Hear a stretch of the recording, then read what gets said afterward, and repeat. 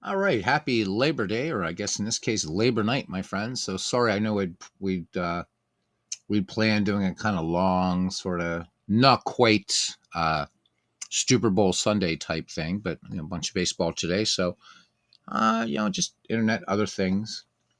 Life is what happens when you're busy making other plans. I hope everybody's doing well. Um, I'm gonna get into this here. So first up, the big Smexy new update for Pocket Pennant Run Baseball. Hey, cousin, happy Labor Day, my friend. Good to see you, brother. Hope you're doing well. So, we're going to get to some baseball here. It's early on the Beatles Eternally family channel, whatever. So, but first, we're going to be showing off what's going on with Pocket Pennant Run. So, this is a nice new update. Gotta say, it looks great. Um, I want to be just point out, as Paul Fade pointed out, that this is and Craig Harris, that this is a beta. So do if you do hey brother Jack, happy Labor Day to you, man. So there could be some bugs, things like that. I've been playing it. It's been pretty rock solid. Um but for those of you for this update, if you don't want the update, you're just basically using it with your game of choice or what have you. This isn't like a necessary update, but I don't know. I think it is.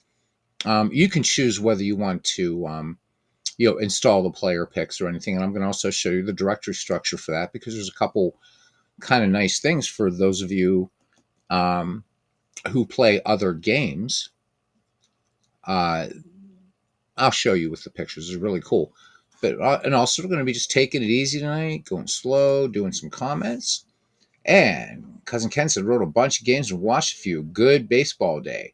Indeed it is. Indeed it was. And when my Pirates are, we get rid of our owner, man, we're gonna have a hell of a team. But yeah, you're rolling up a bunch, and what a perfect day! What just a beautiful. It was a Hall of Famer day, at least here in the Commonwealth. I'm guessing similar weather in New England. So yeah, you got to love those Hall of Famer days. Just a day filled with baseball. Awesome, awesome, awesome. All right. So what's new? Well, this game just got a lot prettier, and with the addition of player picks and stuff like that. But we're going to go through kind of the new things that are going on here, the things that are yet to come. I already found one tiny issue, but it's easy to fix, and I'll show you that. There's an two included all-time All-Stars team. Of course, as you know, with this software, you can make anything you can imagine, and Parallel League joins us here, and he says, he has to do his work appraisal tomorrow. Now you're going to be up all night. Woe's you. Oh, no, no, no. Ah. Oh, we'll try not to make it terribly long. How's that work? We'll try to keep this Beatles Eternally thing a little short. Again, I apologize to everybody. I know that we were talking about doing a long day of baseball, but just other things kind of were, you know, kind of plaguing in the internet and stuff like that. So there you are. Um, so yeah, and I'll show you how to fix that. But again, so cards and dice players, this is a great update for you, and for those of us who kind of play digital baseball, it's a great cosmetic update for us. So all around, really, really good. Huge plaudits to Craig Harris, to Matt McKeever, and to Paul Fay, as this sweet baseball game just keeps getting better and better and better. Well, Parallel League, thank you for calling me out of my bullshit, buddy, because I probably won't. But thank you for that. I mean, I would, but it depends. You know me, man. I get talking and da da da da da, and one thing leads to another, and all of a sudden it's cats and dogs living together, man. But anyhow, it's so good to see you guys, and hope everybody had a great Labor Day. For me, what's really nice in my job, if a holiday falls on a Monday, I get that following the next Tuesday, that next day off. Um, so I don't have to work tomorrow. So yay for that.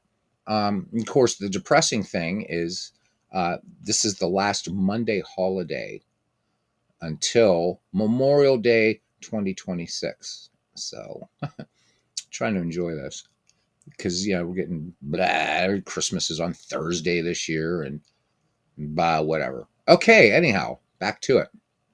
So this is a big update. It's a big update. Parallel Lee says he slept in today, so he's good to go. Yeah, I had to go to like a wedding. Well, actually, it was two. So it was the same people. We got married in two different ceremonies. Wonderful. So in the morning, I did your basic kind of just church wedding. But in the afternoon, so the bride is she's Lao. She's from Laos, right? And it was one of those beautiful ceremonies, and the food was off the charts. So my Saturday was all taken up and everything like that. But so it was a good weekend, and I hope you guys really had a good weekend too.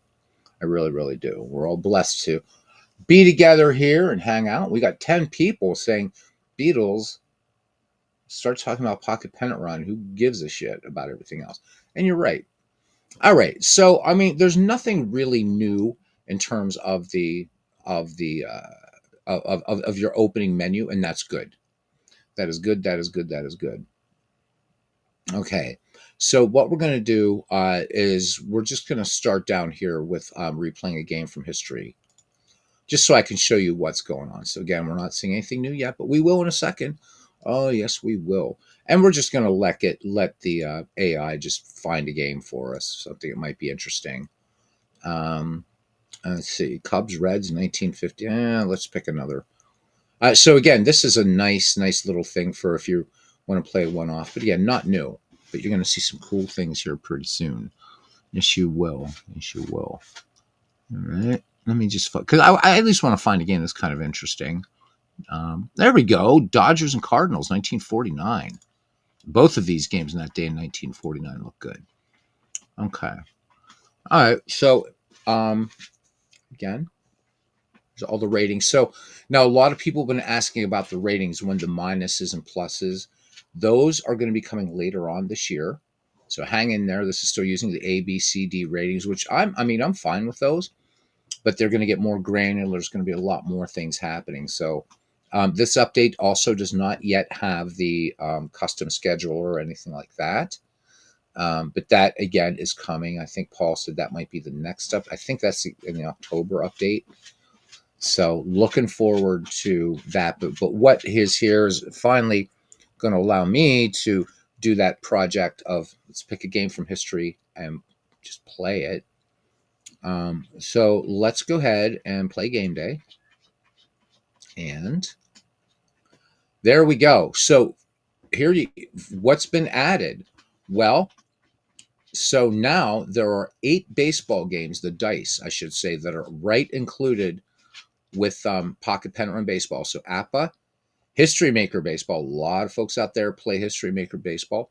Payoff Pitch, Sports Illustrated Baseball. The dice make their debut here. So for those of you who might have the original board game, which came out in 1972 or something like that, I don't know. There's that, and also if you have Dombrov Baseball, use Dombrov in concert with this or whatever.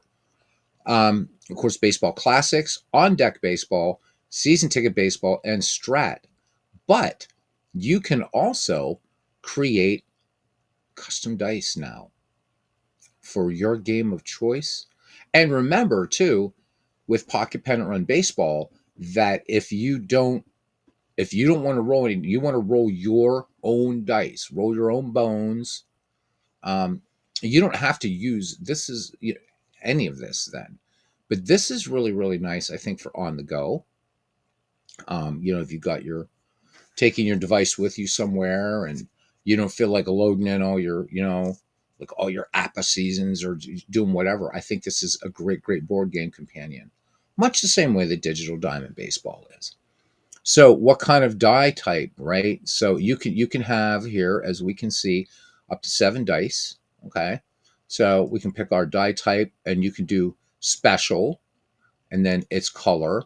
So maybe it's a decoder or pitcher batter dice for special, or maybe you just want, maybe it's a D6 and you just maybe your game, maybe it's got to be whatever color. So we would do, we would select red. So there's your die. And then maybe I'm just making stuff up here as I go along. Maybe your game that you're playing also requires like a D20.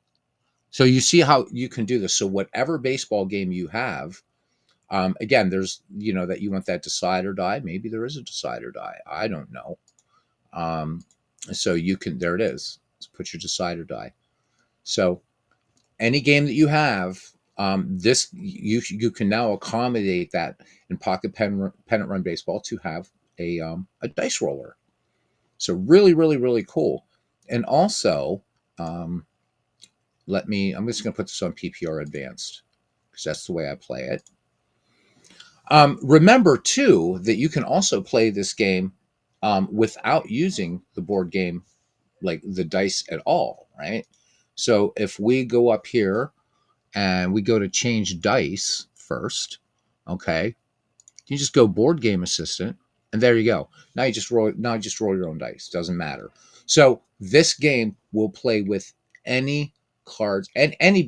If you're playing one of those old spinner games, you're ready to go. You're playing something that hasn't been available. We were looking at Baseball Digest. Hey, Mike Silva, great to see you, man.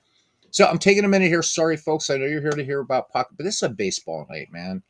So I got to tell you people about this amazing project again, because I know there's some people in here from the Facebook group, the Pocket Pennant Run Facebook group. So for those of you, Mike Silva, such a man, he's just awesome dude, member of this family and everything, and just one of the great guys in the Out of the Park community, who created all the ballparks that you guys are enjoying. Yeah, it doesn't look great, Mike. We're going to get to this. It looks fantastic. So all the uniforms and the ballparks mod that you guys are using, we use in Out of the Park baseball, and Mike's ballparks that you're using in a ton of other baseball games. Well, he has created, and Bernie and I are gonna have him on as soon as we can on the next Diamonds and Dice podcast. But it is a baseball tournament. Todd B, here we go. David Lando, people coming in here, getting their seats. Todd B says he has an original Sports Illustrated all-time all-star board game. Came out in the early 70s. Hardly been played. Been told it's worth a few bucks. It definitely is. That it didn't last long, that game, and that would be worth. So yeah. But now, Todd, you can play it without messing about with it. Jeff Ray, welcome in. So what Mike has done, with the help of some friends, with the help, with Jamie and Jeff Hunter, and all these crazy guys, is get this, man, a baseball tournament with every Major League Baseball team in it from 1901 to 2024. Doing it in Out of the Park baseball. So I'm gonna keep talking about this and stuff and whatever. And then Mike will be on with us at his convenience in the September. We're going to find a right date that works for him, the Diamonds and Dice podcast. Mike's going to talk about it, guys. He blew my mind big time last week on it, and it's incredible. It's probably the most gargantuan project anybody has ever thought of undertaking. It's working like a charm, and hopefully we're going to get, with Mike, one of the things that he really stresses, like that immersion, that learning about baseball history and stuff like that, which of course, appeals to so many members of this family, this channel. So stay tuned for that. All right. So pretty obvious here that there's some new stuff going on, right? Of course, the logos have been around for a little while now, but the logos already, right, moved this up into a neighborhood. Now, man, we're talking damn near close to, beachfront property here. So player picks. Look how nice these look. And aesthetically, everything just looks so pleasing, but there's more, baby. Okay. And I'm going to show everybody how to install player picks, because then there's going to be some people that are going to be like, oh my God, how do I do it? And again, you don't need them. But I think they add so much to this game. Even if you're playing cards and dice, right? It's kind of, I think the pictures just add, to know what these guys look like and stuff like that. But notice here, look at this. player names on the field. I have wanted this forever in Pocket Pennant Run Baseball. They're here. Now, you can toggle if you're just using cards. Guess what? Dude, there's meeples. It's got official meeples in the game. There they are. These are customizable, but it's got meeples for pretty much all the teams, just their basic uniforms. And you'll see when there's a runner on, that will become a little meeple. But there they are. Are they cool or what? Super, super good stuff right now. So that's nice. We got the Brooklyn Dodgers out there in the field. And if you stick your nose up against the screen, you'll see them, little meeples. Okay, and you might think it's kind of silly, but it's actually not very. It gives you a nice graphic representation of what's going on. I love that the player names are on the field. So there's the batter. We've got Red Shane Deans leading off for these 1949 Cardinals. We can see there's Campanella behind the plate, Gil Hodges at first, Jackie Robinson second, Pee Wee Reese at short, Billy Cox at third base. All right, and then we go around. We got Tommy Brown in left. Luis Omo in center, and the Reading Rifle, Carl Furillo, over there right. So this was an as-played game. So for whatever reason, Duke Snyder not in the lineup today for the sharp-eyed among you. Okay, what else? Another thing that I've been wanting in this game is, if you guys remember, right, on older versions of Pocket Pennant Run Baseball, you had the little baseball dudes, and everybody was facing the same way. And so you had to look every once in a while to remind yourself of the handedness of a pitcher. You don't have to do that anymore. You notice here for Ralph Branca, notice on this side, right? So this dividing line that comes down here between zones 3 and 4. And actually, maybe let me make this a little easier. I'm just going to put this back to basic so that you guys can see. And we're going to be talking about this too, because you can see a lot more options here. Okay, so let's save these. And right now, we're just going to back to the basic game so you can see a little bit better. Notice that Ralph Branca's box, his defense box, is a little bit larger, but also notice, look over here. It's on his right, not your right, on his right. So now, just at a glance, I don't have to look over here anymore. Oh, let's see, Ralph Branca was a right-handed pitcher. So for a lefty, this box is going to be on this side of the slab. And for righty, over here. How cool is that? I love that. So this is a nice quality of life improvement. Another thing that's really, really cool, and this is, you might think that this is niggling stuff, but again, you not only do you have to have the big sexy updates, you got to have the quality stuff as well. I like the fact now that the stat lines for the pitcher and the batter are now bolded. Really, really makes things a lot nicer to see. And again, the player pictures, absolutely huge. But let's look at some other settings. I'm going to put this back. Let's go to our settings. And you're going to see a whole bunch of stuff here, which is pretty cool. So we are going to go back to advanced because I think that's the only real way to play this game. You can actually set game length now. Okay.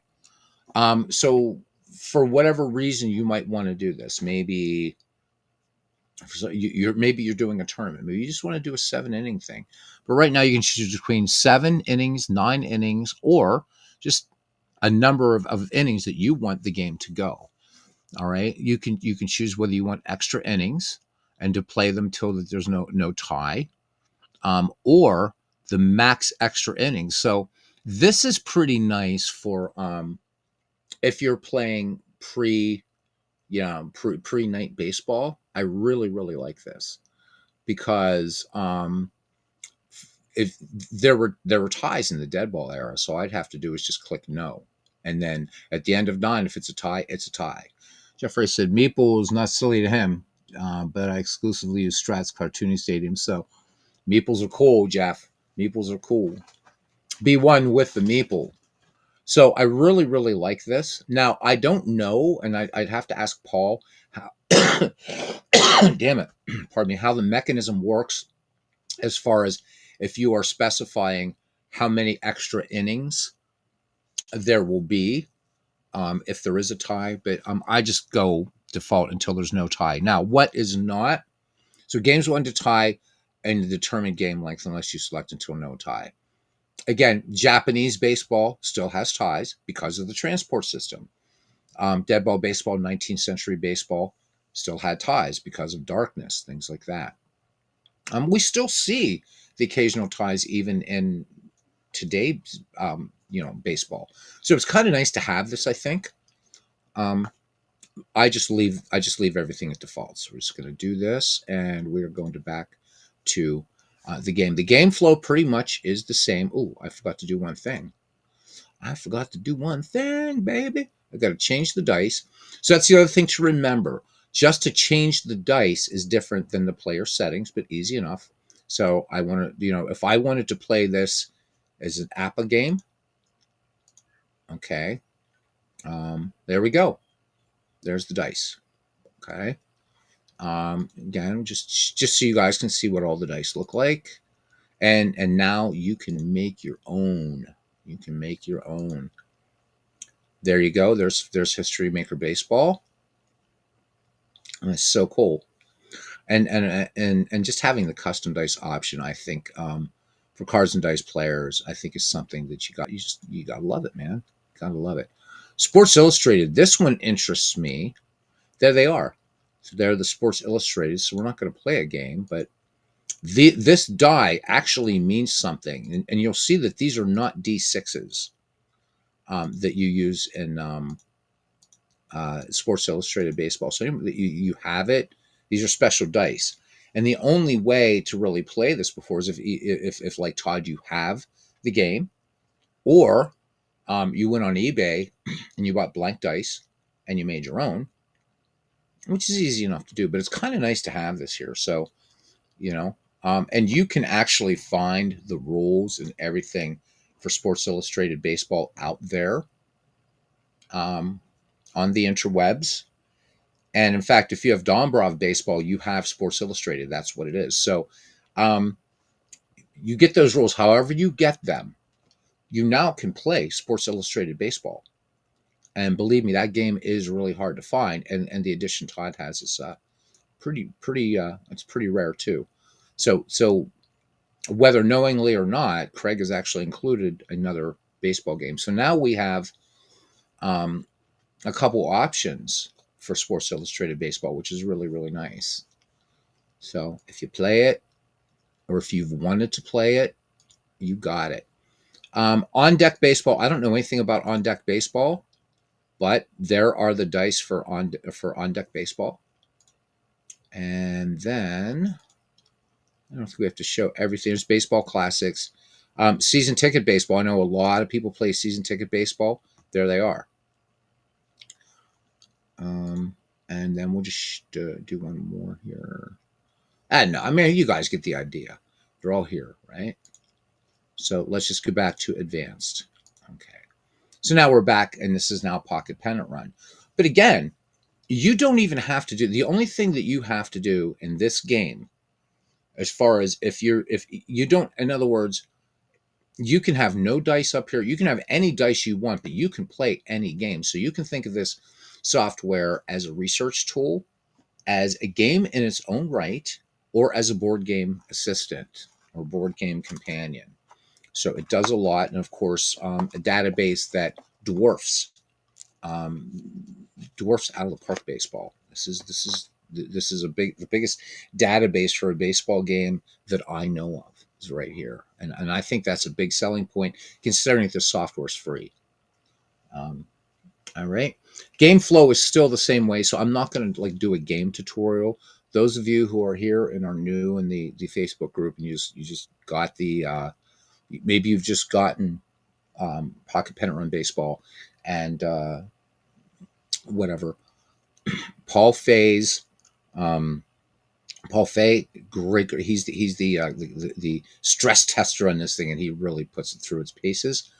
Has great videos on how to play this game. I've done a few, and I think if you just watch the game being played, but to get access to the rules of the game and how certain things play, you got to buy it.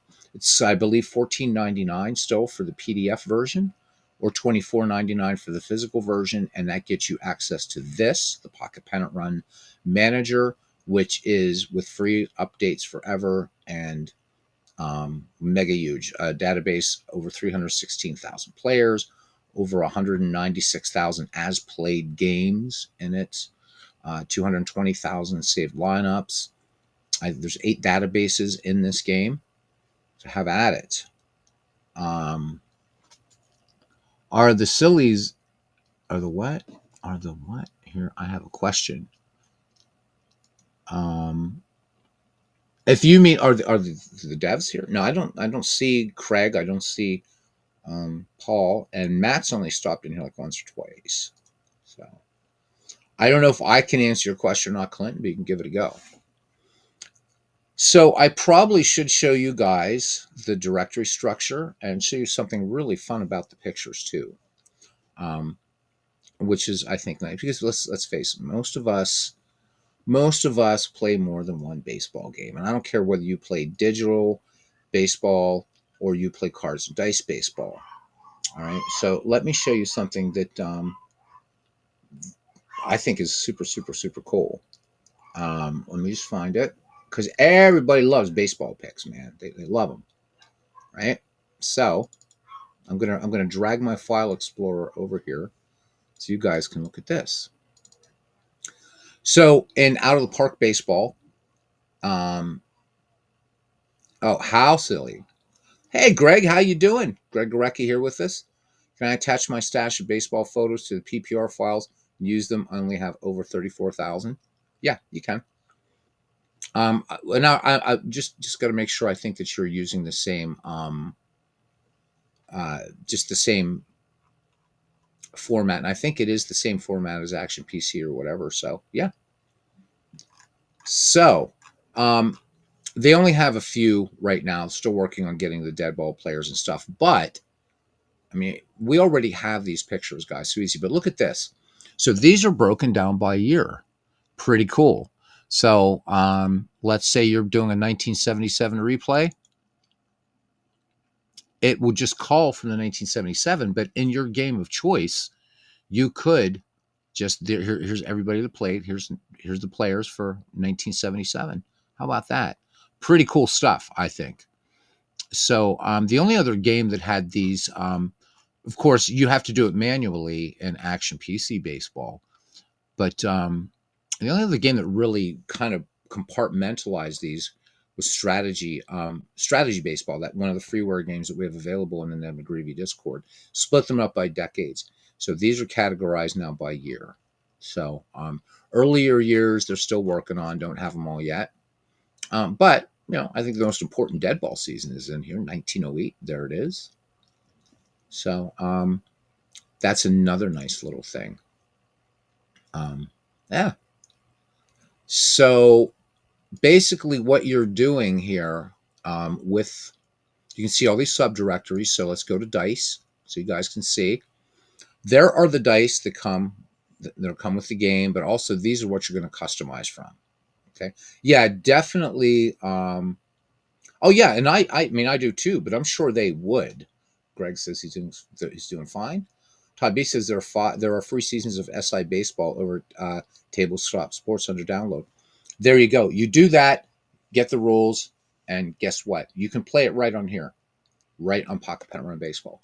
So here are the dice, and again, it's good. These are the dice that already they're here. Okay, so dice go in the dice directory. Here's the meeples. The meeples are cool, and you can create your own meeples, man. So it's pretty cool. Just edit these. So these little guys are just PNG files, and there we go. Let's bring Seattle Mariners. See if we get a good picture of the Seattle Mariners here. Probably have to make it. Yeah, we have to make it like a really large, which we can do. So it's obviously it's going to start pixelating, but you can clearly see Mariners and the little S on there. But you can make your own. And if you use AI, Mike says I ain't doing those. The other thing you can do is use AI. Use these as an input image in an AI program, and just say, but change the cap to whatever, and the name on the jersey with this logo. You can, and just for those of you who do use AI for this kind of stuff, Whisk is superb for text. And if you want a free one, GenTube. GenTube does great work with text and with logos and stuff like that. So that just a little pro tip for you there, so you don't have to kind of design your own there if you don't want to. Let's make force field still up there. Okay, so your meeples go in the meeple directory. Again, you can toggle these little guys. And when you see a runner on base, and we'll do like a couple. All right, here, look at this. Not all of them, obviously, but Negro League baseball, because Negro League is one of the that's one of the databases in here. So saves you time if you haven't done it. You want to play some Negro League baseball, going to Seamhead's database, grabbing these. Well, you got a good start here with 664 Negro League players. Good stuff.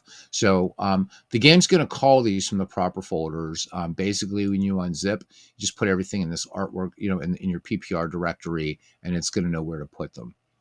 Okay. So we already looked at players. We can go into our pocket Pennant Run baseball. Everything there's the Green Fox. If for those of you that use Green Fox, you're there. Gives you instructions for custom logos that you can create. So the custom logos. Of course, we go in. Yes, logos. Gotta love them. So you can do your custom meeples. Go over here. So anything that if you would use, again, these as a template or whatever, save your custom logos, and the game will know to look for them. There's Negro League. There's our players. So players split into two. So these are going to be, as we've seen, let's bring them all up again. Right, all your years, great stuff, baby. And then your custom players, and then players 2. So this looks like these are like all like old timey guys here. There's 4,937 players in here. So I'm just trying to look for some names that I know and things like that. But you can certainly look for yourself. I don't know if these are minor leaguers. I'm not sure if this is a lot of 19th century guys. There's just names. I don't recognize these names, a lot of them. So I don't exactly know who they are. So, but there we go. So it must be. So I saw Cliff Carroll. Now I'm starting to see names I recognize a little bit here. There's Claude Ritchie. So this must be a lot of this must be like dead ball 19th century. So that is in the Players 2 directory. And when you download this, you can see everything. And all this stuff is already living in here. So really not a lot you can do. And there's, of course, the umpire out and play ball and safe and all that kind of stuff. So I would also say, not that I would think Craig and those guys would, but they might welcome. I mean, their logo is great, but maybe you might want to, if you want to create some meeples. And Mike says he's not going to. You want to create some meeples? Go for it. And let Craig know. I think they would like that. So to be able to go in and maybe make the meeples, if you really wanted them to look like the uniforms, a la Mike Silva, if you wanted, but. Again, I don't think that's really kind of a big important thing. So yeah, I mean, there we go. So this auto assigns logos and ballparks or pictures. So let's just, so you can just see how everything advance.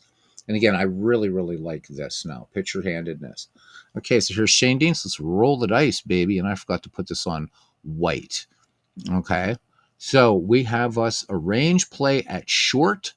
And this is just going to be a 6-3. So we just click over here and let's just do it. Ground ball, 6-3. Bang.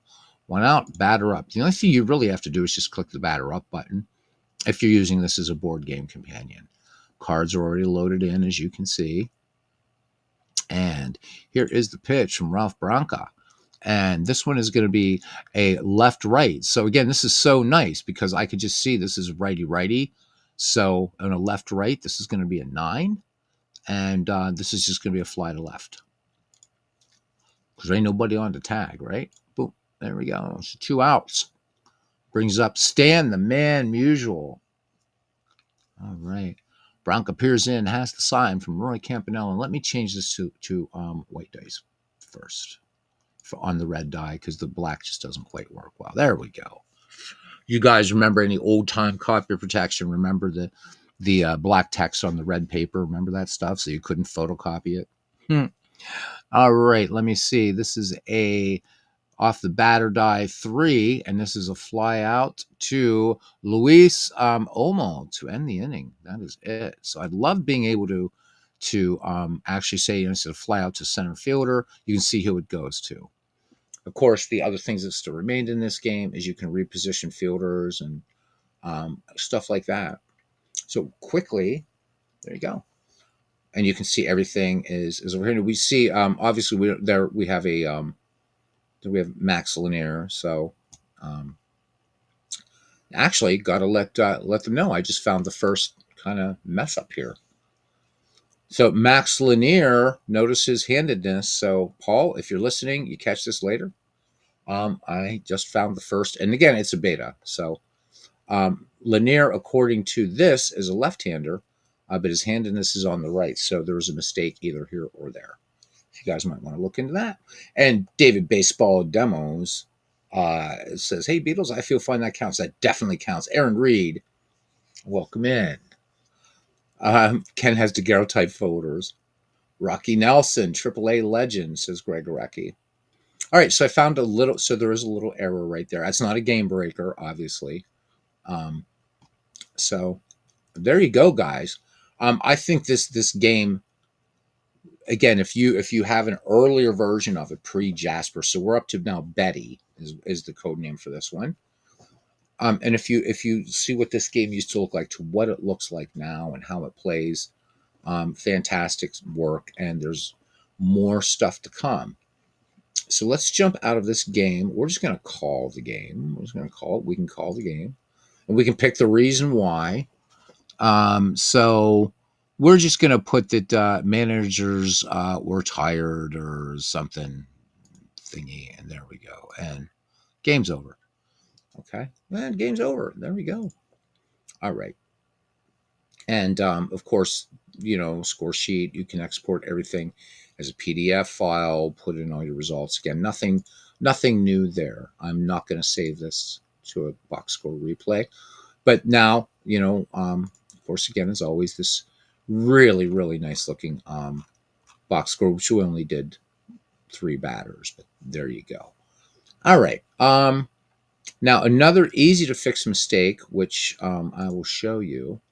And again, I think these were just in here to get rid of the movie things, which I'm so glad that they were.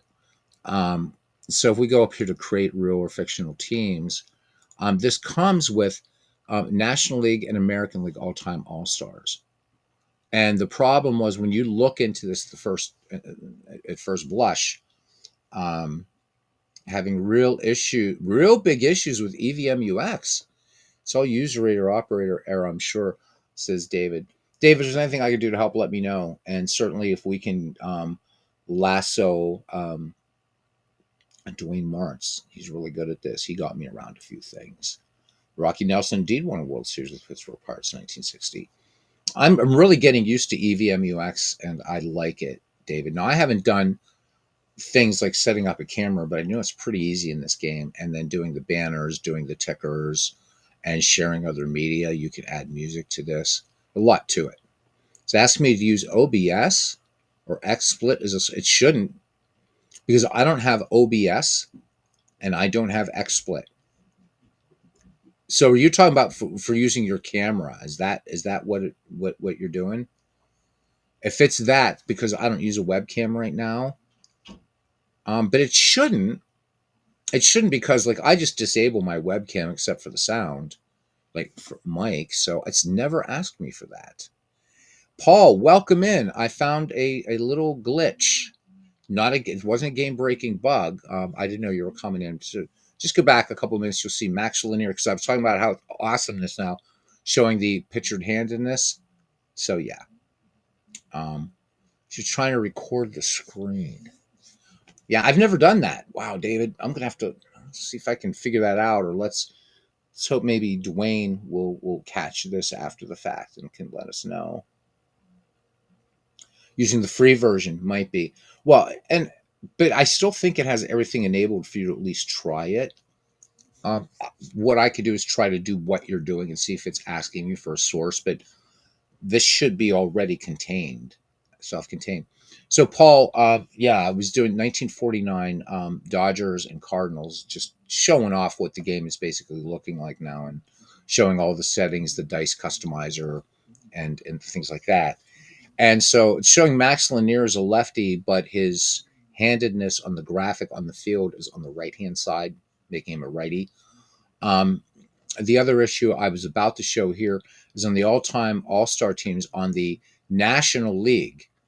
Walter Johnson was put onto this team for some reason. So I know these are kind of just placeholders right now, but for anybody, if you want to, I already excised him. So if you see somebody that doesn't belong here, all you got to do is just highlight the name, and you can just delete. So edit, delete pictures, whatever you can add, edit, delete batters, anything like that. So, and if you don't like these two teams that were included, you can, of course, roll your own, as they say. Okay. Um, Greg Gorecki was still talking about here. Rocky Nelson said, yes, he did. He had over 1,200 hits at the AAA level in Montreal and Toronto. Talking about him. So, guys, I mean, we've got Paul here. I realize it's late over there in Cyprus, so I don't know whether he's groggy or anything like that. So, happy Labor Day, says Aaron. But if you guys have a couple questions, if Paul could answer them quickly, or if he's just stopping by to say hello. Um, I love this update, and it allows me to get on with let's pick a game in history and let's play it. And you can see what the players look like now once the handedness thing gets worked out. Should be a hot fix, right? Um, so yeah, the All-Star roster is basically a placeholder. Yeah, I wanted rid of the movie screens, and can't blame you. Cannot blame you at all. I never touched that thing.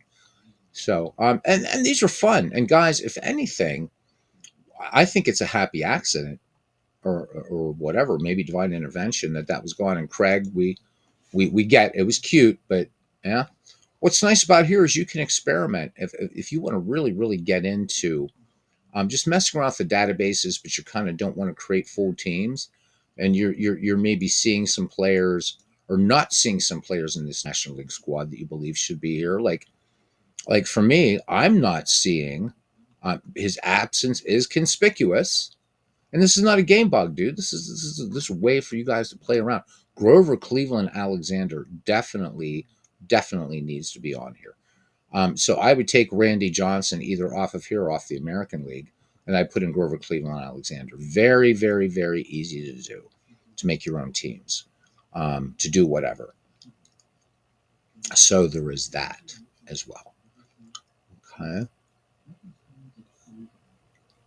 Oh yeah, so yeah, Paul. He's talking about the EVM UX is what I'm using to stream now too. Is Cyprus? No, that's Singapore, Mike. That's Singapore. You can also get caned for chewing gum in Singapore as well. So if anybody's up for a good caning, yeah, grab your. What am I chewing here tonight, man? Wrigley Spearmint 5. Just go on over there, go to Singapore. You want to get a double caning, chew the gum, and throw the wrapper on the ground, and you'll be good to go. So yeah, I mean, so again, so Raleigh Fingers, and again, this was just a placeholder, guys. So I'm just saying that if you fire this up and you see, oh wait, Walter Johnson never played in the National League, just delete him. That's all. But Mike Silver really hit it. This does look really great. Really does. Yeah, AA generator do with you what you want, and you're right. You're absolutely right. And I will mess around with them, and of course, um, you know, make any team you want. But guys, this is a significant update to this game. You love when I talk dirty. Go to the studio. Your options are webcam, OBS Studio, or XSplit Broadcaster. I used to use OBS, don't use it anymore. Never used XSplit. So, but webcam, I always I turn off the video part of it. All of a sudden, I'll scare you guys and turn it on. I don't know if you guys have any questions that I can maybe answer or whatever. I'm happy to report that with a lot of gameplay, um, this game has been rock solid, rock solid. Um, as Paul has suggested, don't install this and run it from desktop. However, actually put it in your C drive. I have it on my D drive. So, but put it in an actual drive because, as Paul will explain to you at some point, he's a software engineer. It's a different ecosystem. Now, that all being said, again, this update is not necessary if you don't want the bells and whistles or all the other stuff, the innings, the things like that. The previous Jasper release, you're good to go. But I think that having the player photos, having the ability to customize your dice, to do whatever. Think about this. You're playing. What about some of the smaller games that are out there, like Dead Ball Baseball, like Cardboard? Well, Cardboard Baseball actually uses playing cards, but there's a bunch of games out there. Time Travel Baseball. You want to play Time Travel Baseball in here, but you don't want to deal with all the whatever. You don't want to roll the dice, whatever. Create your own dice here, or just again, what is it? It's a research tool. It's a game in itself, and it's a board game companion, and it's free. I again, I don't know what Craig and Matt are smoking, but I'm happy this is free. I would pay for this software. I've said it many, many times. So they're already, yeah. Who wouldn't want the bells and whistles? Oh, I agree with you, David. I think that there's probably a few folk out there that really don't care about that, but again, you get deep under the hood of this thing, and guys, Paul Fay's channel is really the source to go to, much more than this one, for getting deep into Pocket Pennant Run baseball. I love this game to bits, and now with the addition of not only the logos from the previous release, but now the player picks and everything like that. This is now in my A tier. You know how you have those tier makers and stuff like that, S, A, B, C, D. This is now in A tier. When the schedule generator comes out and all that stuff, and I can do tournaments, and tournaments are coming, guys, in this is going to be, for me, an S tier game. It will be an S tier game, and it will be up there with Out of the Park Baseball and the few others that I consider the pinnacle. It's really, really, really that good. And I just, it's just, again, having been buying this game since version 2 and what it's become, and this crazy baseball playground right here. Will you be able to do tournaments the size of Mike Silva's? Well, I don't know if there's a workaround for that, but congratulations to Craig, to Matt, to Paul. This is a fantastic update. Just love it.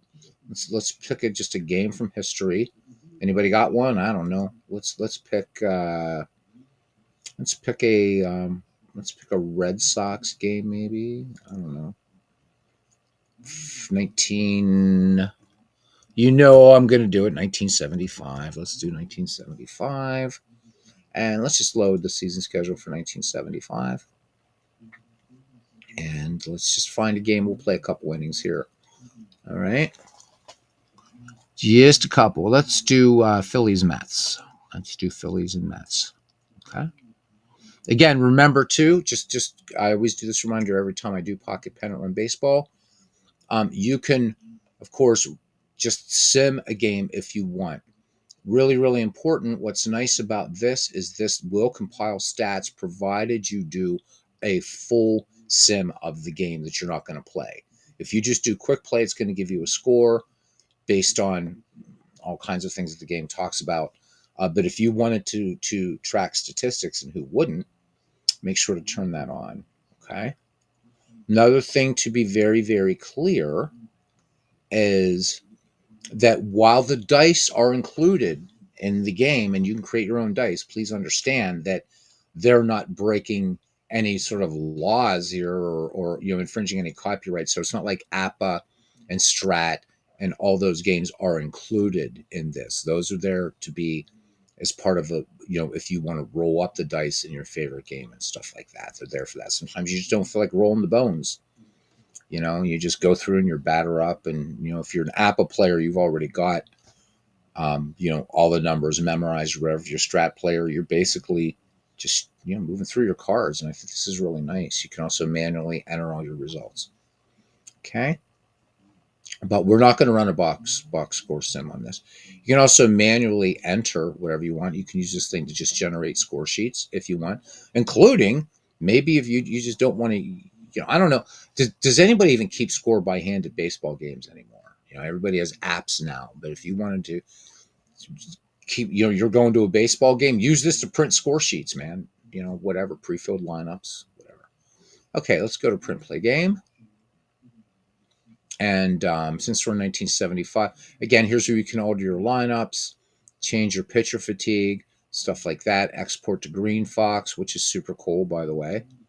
And whatever, we're just going to play game day, and give it a moment. And there we go. We're going to play advanced, and we are in. So this is Tom Seaver on the mound here. And there's Dave Cash, former Bucko. Okay. Gave a quick play. Yeah, so quick play and sim have not been rewritten yet. Full sim for the win. So there's that. It says I do not support the AI sim in current version. We were fixing that last release end of the year. So in a lot of ways, and I think this is a good thing. This was a big cosmetic upgrade to this game, and I think it really benefits from it. I think you're going to get a lot more people. It looks great, man. I mean, you can't. I mean, it's still nice and clean. Yeah, there's a lot of information on here, but having the players' names out there, just at a glance, is pretty nice. And I would imagine too. It's been a long time since I played cards and dice, but I would imagine just maybe it's a team you're not so familiar with that you're in your season you're replaying your play against, like, wait, who was playing left field this day for the White Sox or whatever? Oh, it was that. And just knowing, and you're going through your checking your charts or whatever. It's nice for somebody who like me, who creates not only YouTube content but also plays offline. I want to, I still like to immerse myself in the game. So it's like, oh, it's a fly, it's a fly ball out to right. Kingman circling under a few steps and makes the grab for out number one. The meeples are nice.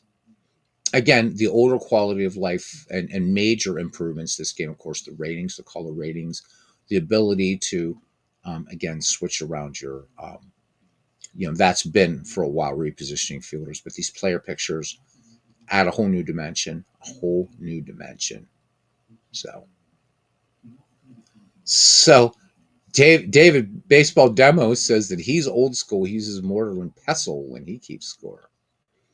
So yeah, there's some big things on the way. So Paul says he plays game 1 of every series, Pocket, Pennant Run, Advanced, in games 2 and 3, and other board games. So what you can do, and scores everything. So I mean, what you can do here with this is pretty damned incredible. Put the meeples back on for a sec. Yep, absolutely. And we'll just put them all on now, because if Dave Cash would get on base, Dave Cash will become a meeple. Let's just go ahead and we'll put Dave Cash up there just so you can see what a runner looks like. And notice I'm doing this. There he goes. So now Dave Cash is a little meeple. Isn't he cute? I'm going to turn them all on. Okay. So you go to player icons toggle, and the names disappear, and there are the meeples. So yeah, it does remove the names. I mean, there's not really. I mean, I think it's easy enough to toggle, because I think if you do put the names in there, because I think having their defensive ratings, the color coding in here, I think is really, really, really important, super important. So Yeah, you can. I already mentioned that, Paul, but I'll mention again. Guys, you can create your own custom eboos, logos, teams. And again, I would suggest just use AI. If you don't want, if you're not an, I mean, I'm an artist, but I still use AI even though I'm an artist. But just go and make your own. Just use that as an image input, and you're ready to go on any platform. GenTube is free. It's super powerful, beautiful image generator, and it's free. And it will do image to image for you. Whisk is excellent. Leonardo, there's just like a ton of them out there. So next release, yeah, Meeples could be the name of a new sitcom. How about it, David? So Paul's letting us know the next release is going to be the new rating system. So I know a lot of people. I know Tim, Clee baseball fan 879, has been waiting for that big time, and other people have mentioned that they want more granularity in the ratings. And I'm not going to. Paul has explained to me sort of, and we got to keep some things for a spoiler. Yeah, exactly, Paul. Thank you. Paul read my mind because we've got a 6-second delay here in this. So he says they are flexible ratings. That's all he's saying. And I know he's explained to me partially. Um, I know partially what he's saying. And you guys are going to really like what these ratings do. And that's all I can say, too. Paul's giving you a big hint there in the flexible. And that's all I'm going to say, too. But the way he explained to me how it works, um, holy shit, I've never seen anything like it. And what's going to come up. Also, don't forget, guys. Yeah, so Mike, yeah, they are, because we got, of course, Dave Cash on there, and he's a white guy. So, yep, they are pre 1947. Nice catch. So, a meeple in board gaming parlance, Todd, they're just the little they look like little dudes. They're like not figurines like you said, dragons, things like that. Um, but they just look like little man people, hence the term meeple. Let me put back the player icons toggle. So again, Dave Cash still, but if you think about it, guys, there's no way, right? If you have the meeple, the defensive rating, and the name, you just don't have the real estate here. One thing I'm hoping that Craig can do eventually, so that I don't have to keep doing these backdrop photos here, is I'd like to see a real full screen mode where this all can scale up. I think that would be just brilliant, just absolutely brilliant. And again, I don't know, and I don't, please guys, don't make that a priority. But I mean, at some point to have this scale to actual full screen would be excellent.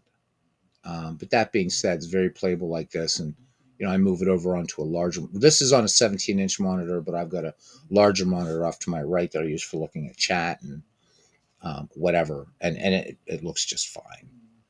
So Clinton, right now you can rate players in this game. You've always been able to when you're talking about your own ratings. So I guess however that rating system is going to work. So yeah, Paul says you get the choice of different meeples for some teams. More will be coming. Yeah. Again, guys, for those of you who feel like doing it, make up some meeples, send them along. Guys will be really enjoying it. Um, you know, Probably not enough room to have actual stadium photos. So I was kind of thinking about that. And there might be a way they could do it. I'm going to have to run this by Paul, but I think there is a sort of kind of way that they could do it, maybe, but it might be some kind of major reworking. I don't know. I mean, these fields are on here. If we go back in to the there are other field graphics here. So Beatles, somebody complained that it's too big. You wouldn't believe. So this compromised the moment. They've complained it's too big. Really, this way already? So I mean, I'm moving this over to my other monitor, and it's like, okay, yeah, it's better. Again, compromise is fine. So stadium modes or stadium photos considered.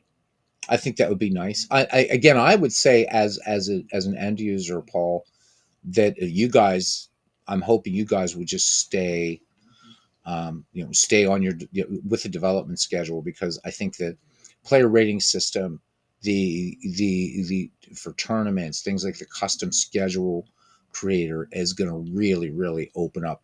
You know what? I'll deal with this size of screen. It's not, to me, I'd like it bigger just because when I play baseball games, I like them on the damn screen. Boom. But that being said, I still play pure sim baseball, and you can't scale that up anymore. But it's an older game too, and so not a knock at all. Not a knock at all. Yes, they're Weebles, but they don't fall down like the Dudes and Fisher Price toys. Yeah, and usually meeples are like, when board games are made of wood or some sort of plastic or whatever. So a lot of people have small screen, and Windows 11 hates scaling. Yeah, yep. So, still good stuff. Get the stadium photos from Mike Silva. Boy, if there was a way you could make those fit, that would be incredible. I mean, so there is a Windows trick to actually do this, and people to get stadium photos, and people have been doing it with Diamond Mine Baseball.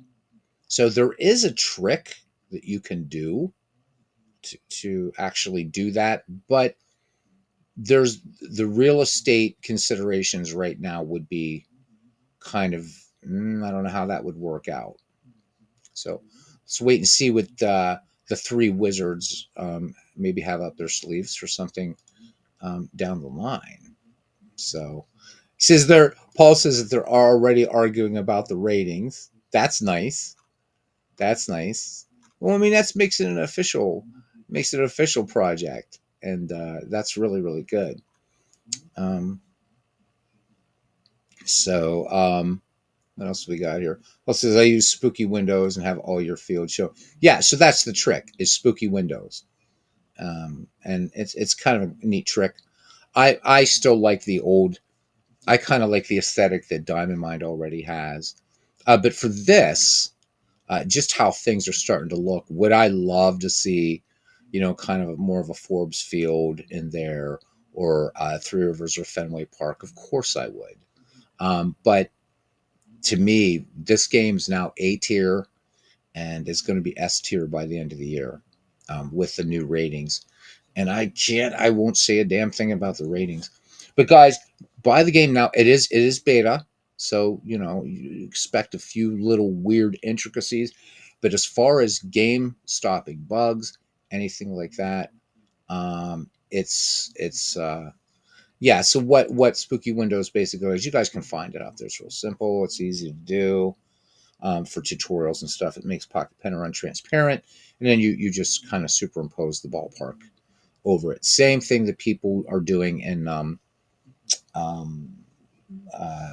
Diamond Mine Baseball.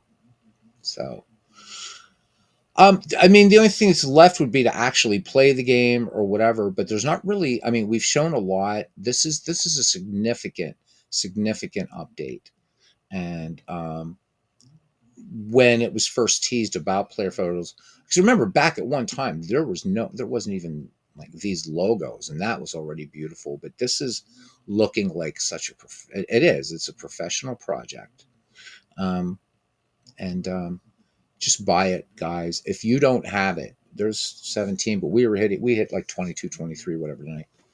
Just get this, man. Get it. You're going to get a great baseball game that's going to that is going, I don't even think where its creators had intended, into all these new territories. And my Scouser friend here, Paul Fay, our friend and member of this family, making a lot of that possible with the ideas, and Craig, his implementation. Both these guys are amazing. And let's not leave out Matt either. So, guys, yeah, as Paul is saying here, so 14.95. Get the print, just get the PDF one if you don't want to spend the money. You're still getting this for free. You're getting this for free. So Paul says, "Well, come on for Perfect Game Project versus me next week if you want." I'd love that. I'd love that, man.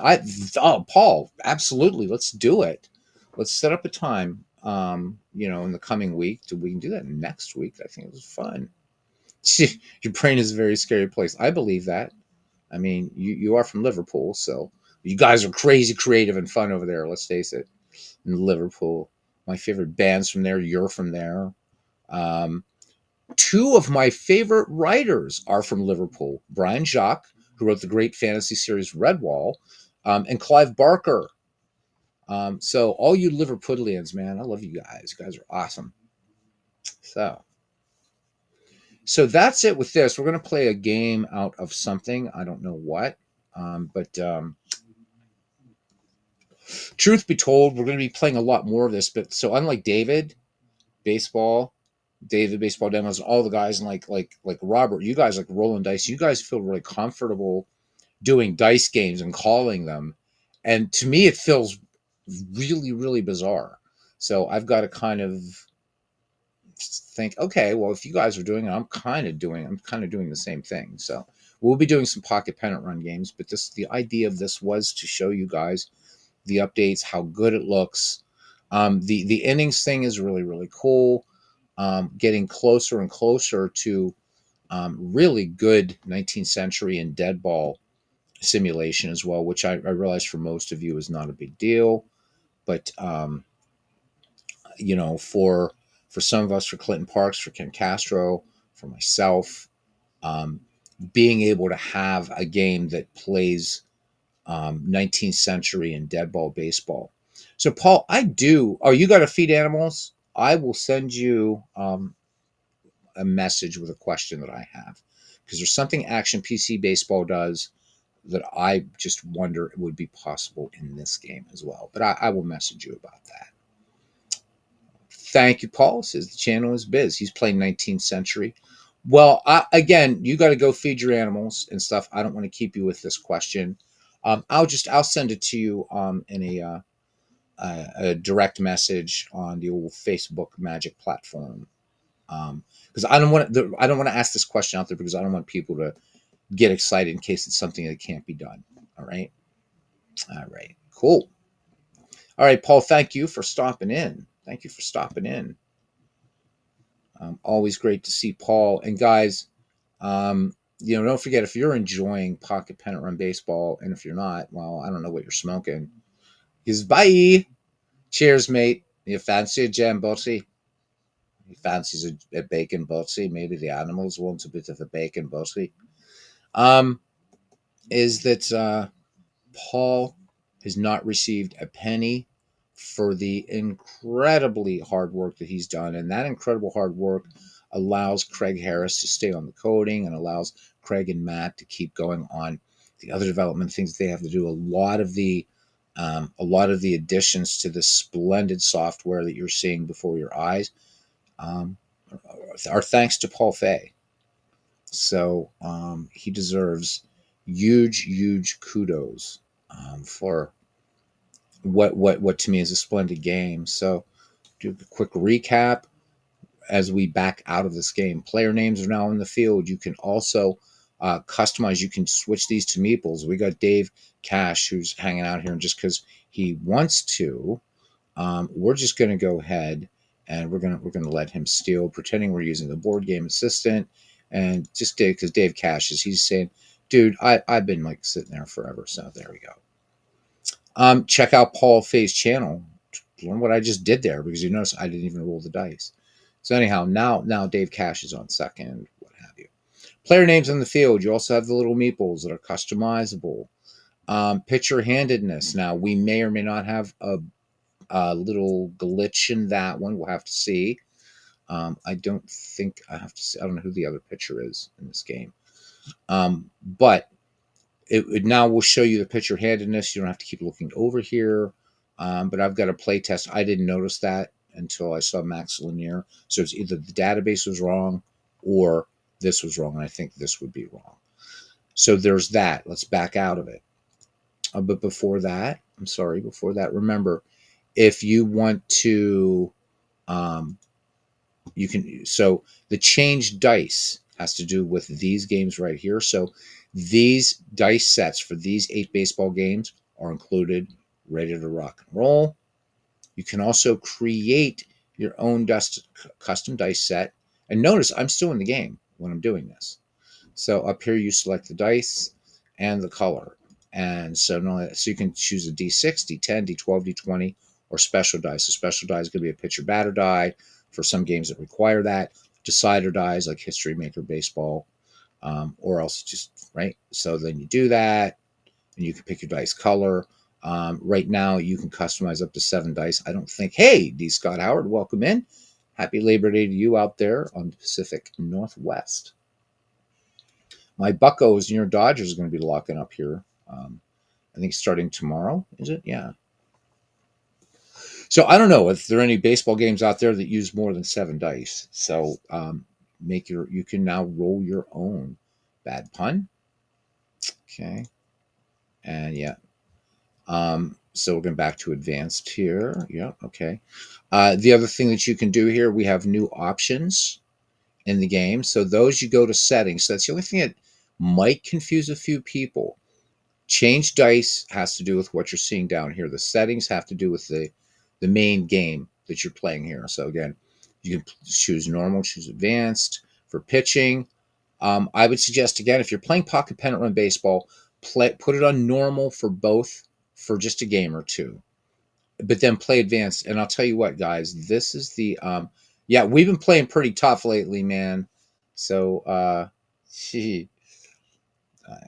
be careful. I don't know what's going on. These Buccos are playing much better baseball. I mean, yeah, we're way out of contention or anything, but we're playing a lot better baseball. Ask the Boston Red Sox how good the Pirates have been playing right now, and the Red Sox, much better team on paper than the Bucks. So yeah, you laugh it up there, D. Scott Howard.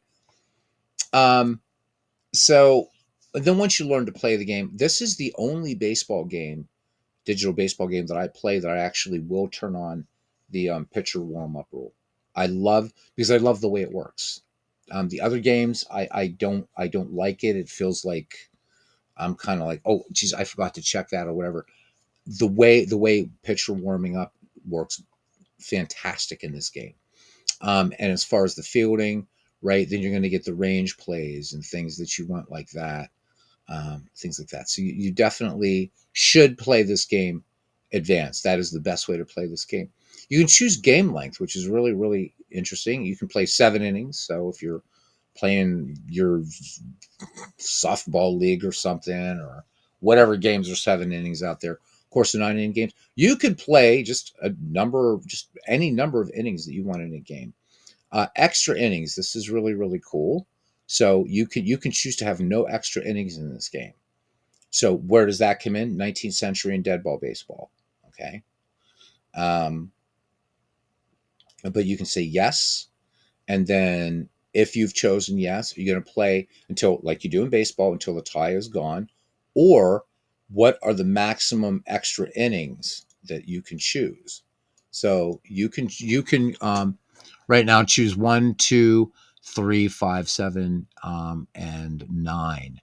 And then let's say you choose that max extra innings at the end of, say that you've played 5 extra innings, you still have a tie. The game will end in a tie. So just be aware of that.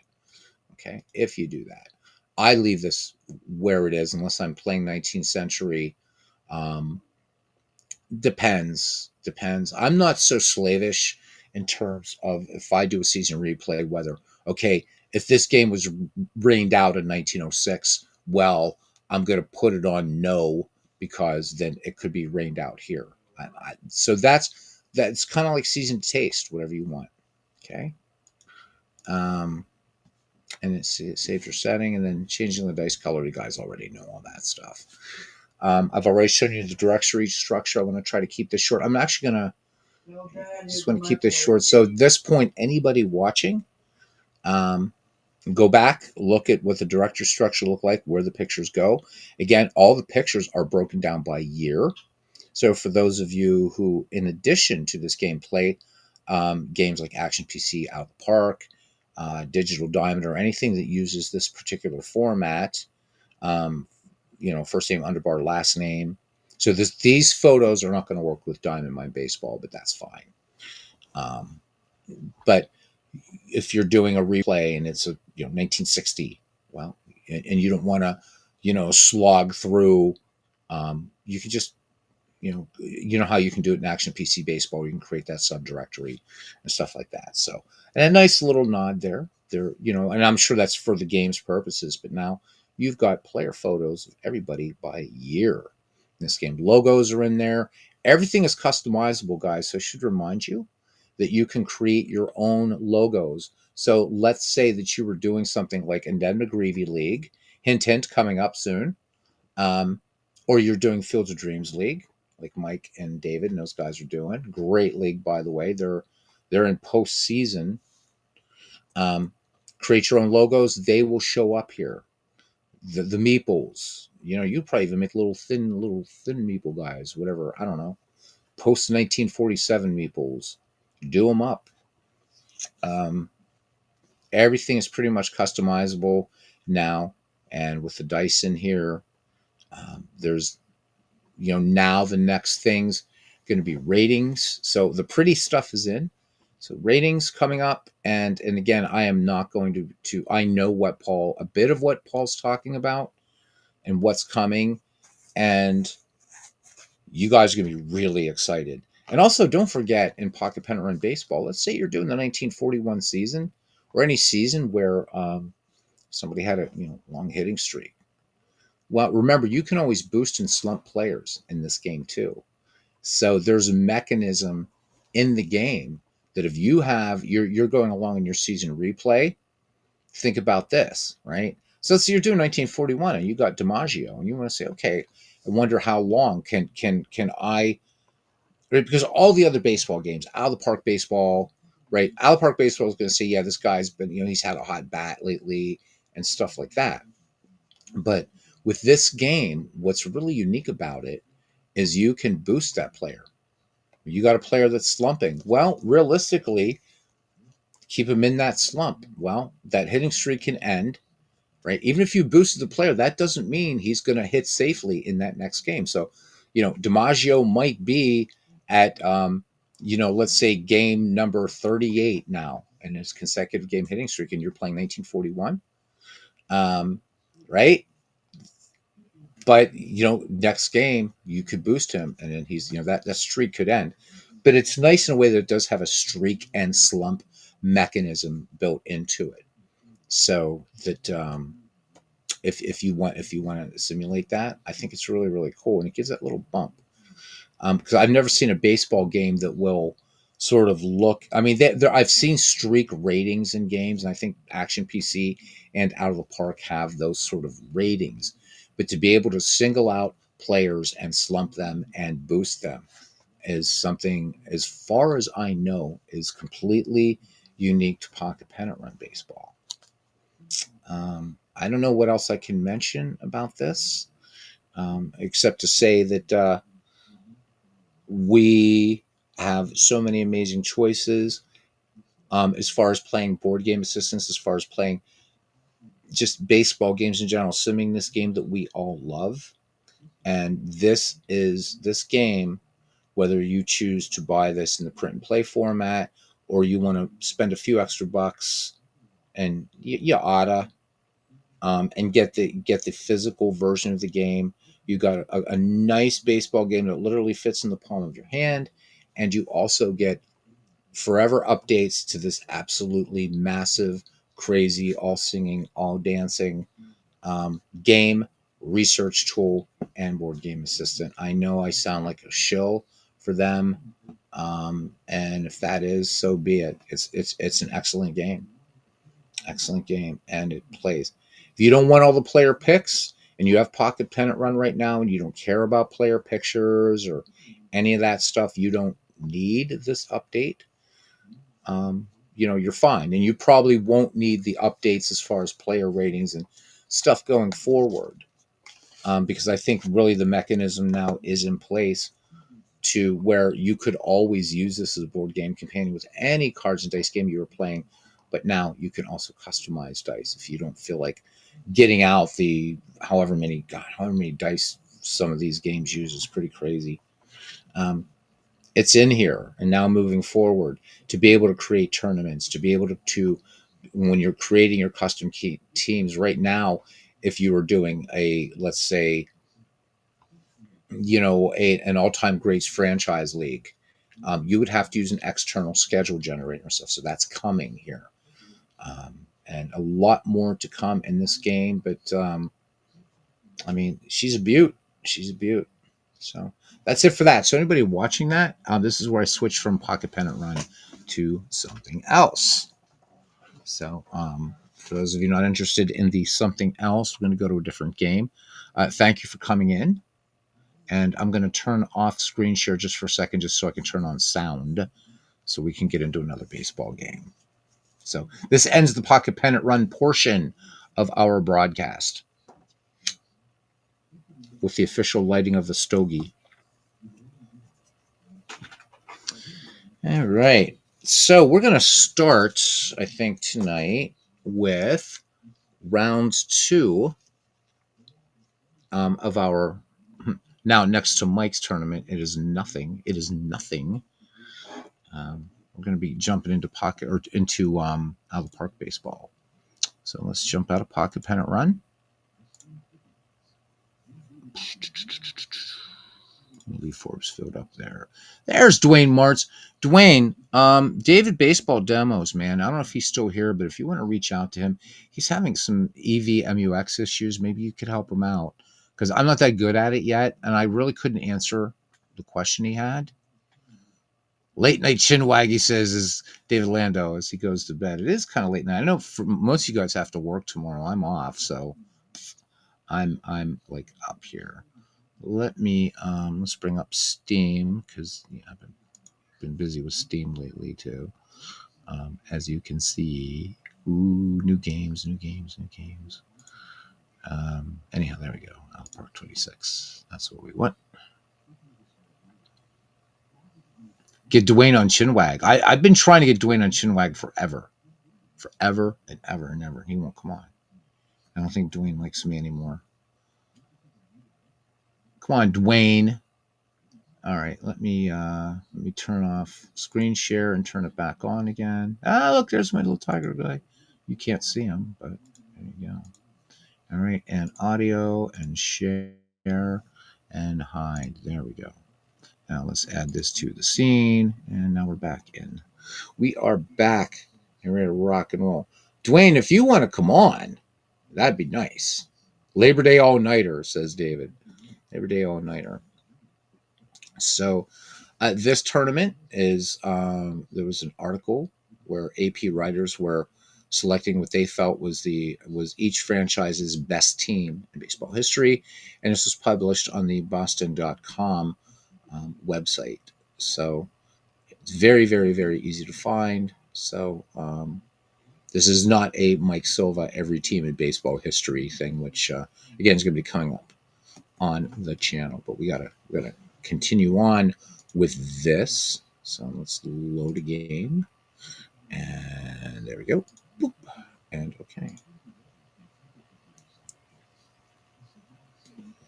David Baseball Demos, are you still here? Because Dwayne Martz is here. He is in the chat.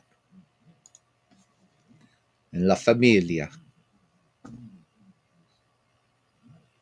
Okay, we are sorting the nations. Don't know why we do that, but we do. So now that we're into out of the park baseball, you guys are going to be you could absolutely lose it at what Mike has created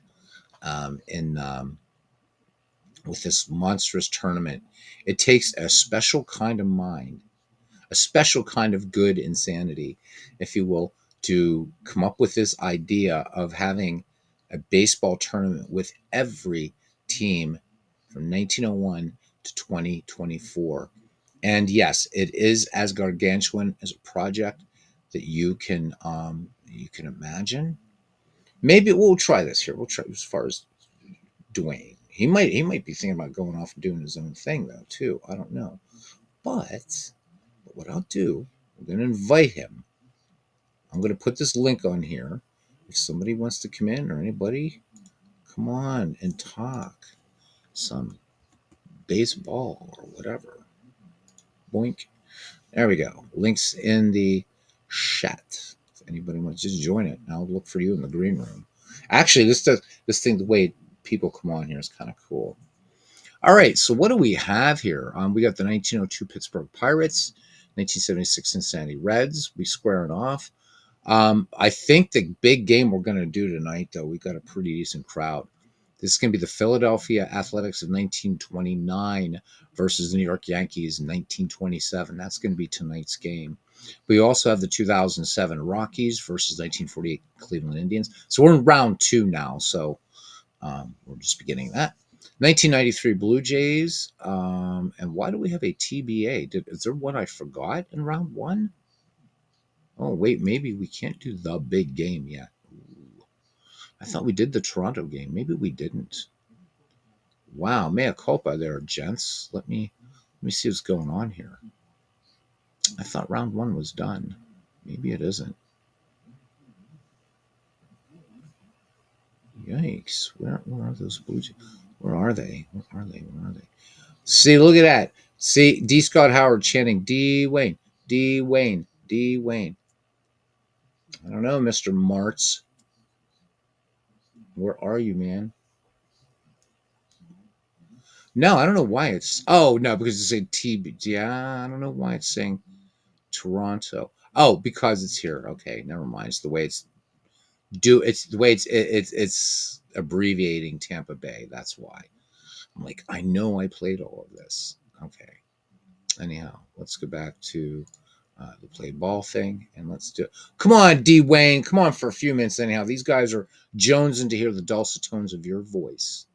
D. Wayne. D. Wayne. David Lando, for one of the rare nights that his daughter's not cooking, and he goes to the drive-through, he might get you. Do they still make like triple whoppers and stuff like that? Just maybe, D. Wayne. D. Wayne. I like that. If Dwayne was a rapper, he'd be D. Wayne. D. Wayne. All right, so we're gonna just do the big game here. This is a big one. So George Earnshaw takes the hill for the Philadelphia Athletics, and he'll be opposed by Wilcie Moore. So in 1929, George Earnshaw went 24-8 with a 3.29 earned run average. Wilcie Moore 19-7 and a 2.28. And this is really a clash of the Titans. These two teams. So this is when Connie Mack put together those great A's teams, 1929, 30, and 31. And kept the Yankees out of the World Series for those 3 years. Tough team. So we're going to see Al Simmons, Jimmy Fox, Babe Ruth, Lou Gehrig. Fun stuff. This is a one and done tournament all the way through. Let's get to it.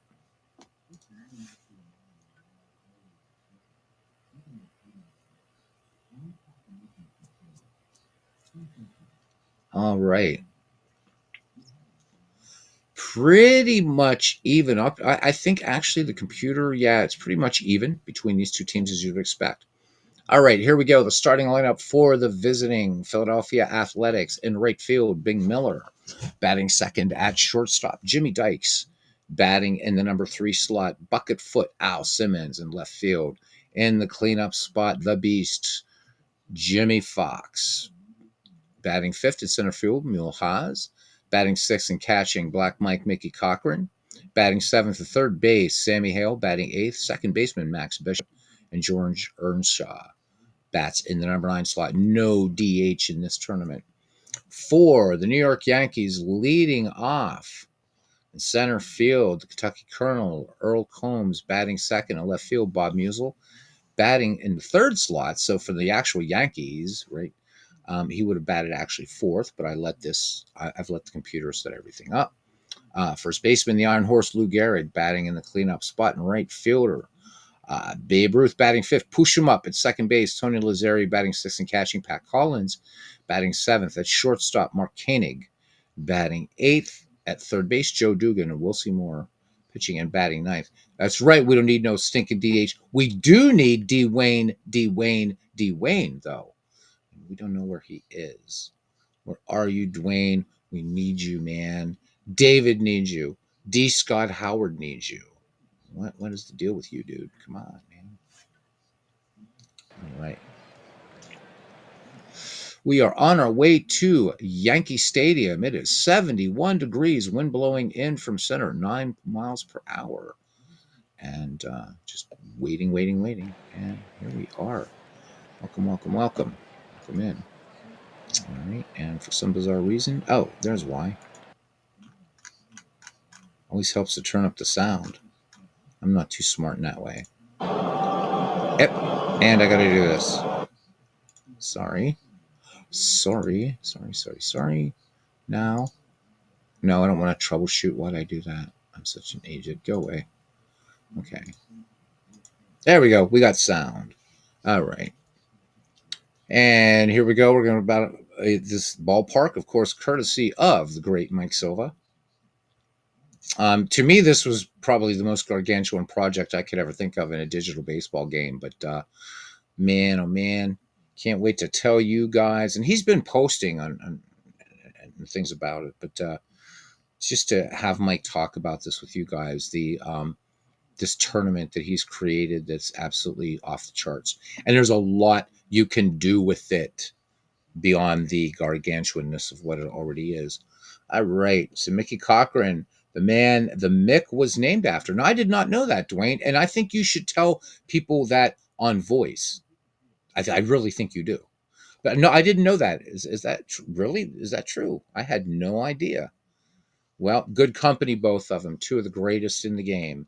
Mickey Cochran and Mickey Mantle, of course. All right, Bing Miller in there now. Bing Miller is 1 for 3 in the tournament. And let's get underway here as we pan around the house that Ruth built. What a beautiful job by Mike Silva on this legendary ballpark. And here's the pitch from Wilcie Moore, and fastball misses inside. And I just realized we were in pitch by pitch mode because the last game we played, we wanted to do it by pitch. It was down to big stuff's going on. So Mickey Cochran was Mickey Mantle's dad's favorite ball player. That is so cool. Dwayne, thank you. 2-2 pitch on the way now. And this one cut on, and this one rolling down to Lou Gehrig, and he will take it to the bag. Beating Bing Miller to the bag for out number 1. All right, here's Jimmy Dykes. Jimmy Dykes is having himself a good tournament. 3 for 4 with a home run, 2 runs batted in. Wilcie Moore has the sign from Pat Collins. The wind and the 2-2 pitch to Jimmy Dykes. And Jimmy Dykes, swing and a miss. Nice change up there by Wilcie Moore for out number 2. And here he is, Aloysius Szymanski, his given name. Al Simmons, known as Bucketfoot Al, had a very, very bizarre batting stance. And very much the Lou Gehrig of this team. Quiet, but a fearsome hitter. He's hitting .667 in this tournament. He's 2 for 3 with 2 runs batted in. Jimmy Fox waits on deck. Wilcie Moore ready to go now. Here is the wind and the pitch. Simmons, first pitch swinging. This one hit hard out to right field, but with the wind blowing in a little bit, that ball carries back in, and Babe Ruth will glove it for the 3rd out of the inning. So nothing across for Philadelphia. Bottom of the 1st here at the original Yankees Stadium. And it's the Philadelphia Athletics of 1929 nothing, and the 1927 Yankees coming to bat. Starting defense here, and we'll do the starting defense for the Yanks when we get to the 2nd inning. In left field, Al Simmons. In center, Mule Haas. And in right, Bing Miller. Going around the horn from 1st to 3rd, we got Jimmy Fox, Max Bishop, Jimmy Dykes, Sammy Hale, Black Mike, Mickey Cochran behind the plate, and on the mound, George Earnshaw. Leading off here is Earl Combs. Earl Combs, 1 for 4 in the tournament. Earnshaw ready to go. He toes the rubber. The count, 1 ball, 2 strikes to Earl Combs. And the lefty swings, hard hit ground ball to second. And taking it on the bounce there is Max Bishop on the short hop. And Earl Combs, the Kentucky Colonel, is out number 1. Black Mike, that indeed was his nickname. Wish there were Pics or films of Al Stance. Never seen it. Neither have I. I've seen it described. I would love to see. I would love to see that batting stance, actually what it really looked like. All right, here's Bob Musial. A lot of people talk about Murderers Row. This is something that doesn't get a lot of press. Unfortunately, Musial not off to a great start in this tournament. He's 0 for 4. All right, Earnshaw ready to go here. Count even, 2 balls, 2 strikes. Musial cuts on this one, and there we go. Wraps this one to right, base hit. So the Yankees get a number up there in the middle column of the line score. Runner aboard, and here is the Iron Horse. Gehrig, nothing for 3. Count full on Lou Gehrig. And this one, catches the inside corner. Strike 3. Beautiful pitch. Nice fastball there by George Earnshaw. And Cochran didn't even have to frame that. It just nicked the black. Beautiful pitch. Babe Ruth, nothing for 2. Bob Musial on at first, 2 down, bottom of the first, Yankee Stadium. Count full on Ruth. Ruth swings a towering shot to left, going back and back and back, and this one is going to hit the wall for extra bases. Babe Ruth has an RBI double as Bob Musial. No, Ruth coming all the way around, and he dives, and he is safe. It's an inside the park home run by Babe Ruth, and the 1927 Yankees jump out to a 2-0 lead here in the bottom of the first inning. Babe Ruth hitting it to a deep, deep part of the park, pretty much going the other way with that ball. This right field porch over here, as you guys know, in Yankee Stadium, and I believe even in the new Yankee Stadium, shorter than out here. And Ruth clobbers this ball. Big arcing shot. Let's look at that one again, man. That was fun. Inside the park home run for the great Bambino. And I don't mean that wimpy deer. Here we go. Ruth gets all of this ball. And again, the wind, a bit of a factor here. But Ruth able to get around. And how about that? Musial and Ruth score. There he comes. And safe. His little legs make it the whole way home. How about it? Parallel says, get out the oxygen. All right. Here's push him up, Tony Lazzeri. Lazzeri having a good tournament. He's 2 for 3 with a home run. So the Yankees out to a 2-0 lead right now. 2-0 pitch on the way. Lazzeri swings, fly ball center field. This one's not going to get out of the park, though, at all. Mulhaz goes back and makes the catch. But the 1927 New York Yankees get 2 runs on 2 hits, no errors, and of course nobody left on. We go to the top of the second inning. The Yankees 2, the Athletics nothing. Looking at the starting defense for the Bronx Bombers, Murderers Row in left field. It's Bob Musial. In center, the Kentucky Colonel, Earl Combs. And in right, George Herman Babe Ruth. And got to say, the face gen's gotten a lot better. Lou Gehrig on at first, even though I still don't like face gen, but it's gotten better. Gehrig at first. Lazzeri at second. Mark Koenig at short. Joe Dugan at third. Pat Collins catching, and we'll see more on the mound. All right, we'll see Jimmy Fox, Mulhaz, and Mickey Cochran due up for the 1929 MacMen. Here we go. Jimmy Fox, upon his retirement, second only to Babe Ruth in career home runs. Fox 0 for 3 in the tournament thus far. And here's the pitch from Moore. Jimmy Fox swings on the first pitch. This one high, this one deep to left. Open the window, Aunt Minnie. And this one just out of the reach. Bob Musial leaping out there in center field. And Jimmy Fox, the beast, goes yard. Native of Settlersville, Maryland. And the Philadelphia Athletics, just like that, a swing of the bat, cut the lead in half. It's 2-1. Buckle up, gents. Buckle up. All right, here's Mulhaz, nothing for 3. We'll see more. Toes the rubber, looks in it. Pat Collins has a sign he likes. Here's the 0-1 pitch to Mulhaz. Haas swings. This one, routine grounder. Mark Koenig up with it. High throw to first, but Gehrig able to pull it down for the 6-3 putout. So 1 away for Mickey Cochran. Black Mike 1 for 4 overall. 1-2 pitch on the way. Cochran swings. This one's going to be trouble. Gets down into center field. Base hit. Ranging over to his right is Earl Combs and getting it on a nice little bounce there. And that will keep Cochran on at first. What does the Fox say? Pow, absolutely parallel league. Let's get that up there. Jimmy Fox, one of my favorite players of all time. There we go. Jimmy Fox. All right, here's Sammy Hale. Sammy Hale 1 for 4. Mickey Cochran on the first, one away, 2-1 New York lead. 0-1 pitch. Hale shows bunt and comes up empty. Hale in the box again. 0-2 pitch. Sammy Hale swings away, sinking liner to center field and right into the glove of Earl Combs. So 2 down, and getting back to first is Mickey Cochran, and here's Max Bishop. Bishop, nothing in 4 attempts in this tournament.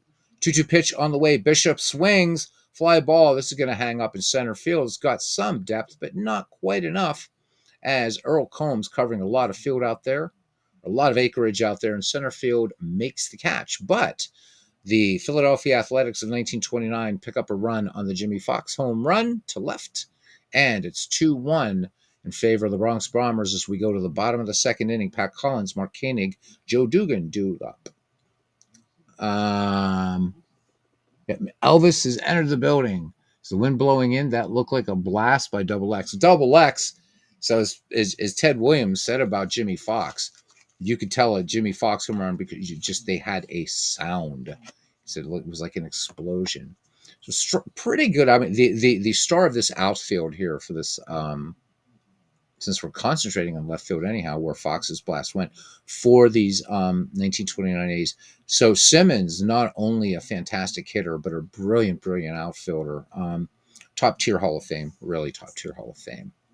All right, Pat Collins, Yankees catcher, 1 for 3. Count full on Collins. And Collins is going to look at ball 4. That was close. And George Earnshaw, wanting the call, doesn't get it. This one just a bit low in the strike zone. All right, here's Mark Koenig. He's nothing for 3. Collins, no real speed at first. 1-1 pitch, and he goes anyway. Little bunt action there. So the Yankees playing some station to station there. And Jimmy Fox gets the throw on to Max Bishop. So score that one 3-4 in the putout. And on the play, Pat Collins moves to scoring position for the Yankees. And it brings up the third baseman, Joe Dugan, who's nothing for 3. So little sacrifice bunt action there. We can look here. Just look at Pat Collins. Look at some of these ratings here. Not known for his speed. So gutsy play there by Miller Huggins to send Collins. George Earnshaw deals. And this is going to be a wild pitch going all the way back to the backstop as Mickey Cochran tries to get to that ball. So indeed, it is a wild pitch charged to George Earnshaw. And on the play, Pat Collins moves to third. Remember, this is a one-and-done tournament. So these A's, you cannot give this murderer's row an inch. 2 powerful teams locking up here. All right, Dugan is back in the box. 3-0 count. And George Earnshaw misses inside. Runners at the corners now. And if you're Dwayne Martz, even though you refuse to come on here, you got to be happy. Dwayne Martz, big Yankees fan. All right, here's Wilcie Moore. Corners in. Joe Dugan on at first. Pat Collins at third. Fox and Hale cheating in at first and third. Looking bunt from Wilcie Moore. 1-0 pitch. Runner goes. This one bunted in the air, and charging in is Jimmy Fox. Pivotal, huge out right there by Jimmy Fox. Looking bunt all the way, and Wilcie Moore unable to get it done. So we get back to the top of the order.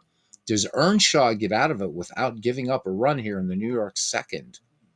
Pat Collins at third, Joe Dugan at first. No speed on the base paths. The Kentucky Colonel, nothing for 1. And the 1-1 pitch from the stretch. Combs sends this one high fly ball, or high pop fly in the infield. That one threw me for a little bit. Sammy Hale has it. George Earnshaw gets out of what could have been a really messy inning. But the Yankees, 2 base runners, they do not capitalize. We go to the top of the third inning here at the house that Ruth built. And it's 2-1. The 1927 Yankees over the 1929 Philadelphia A's one and done Boston.com tournament. The 9-1-2 do up for Connie Mack's 9 here. George Earnshaw, Bing Miller, and Jimmy Dykes. Parallel League says back in 1929, Philadelphia was the third biggest city in the United States.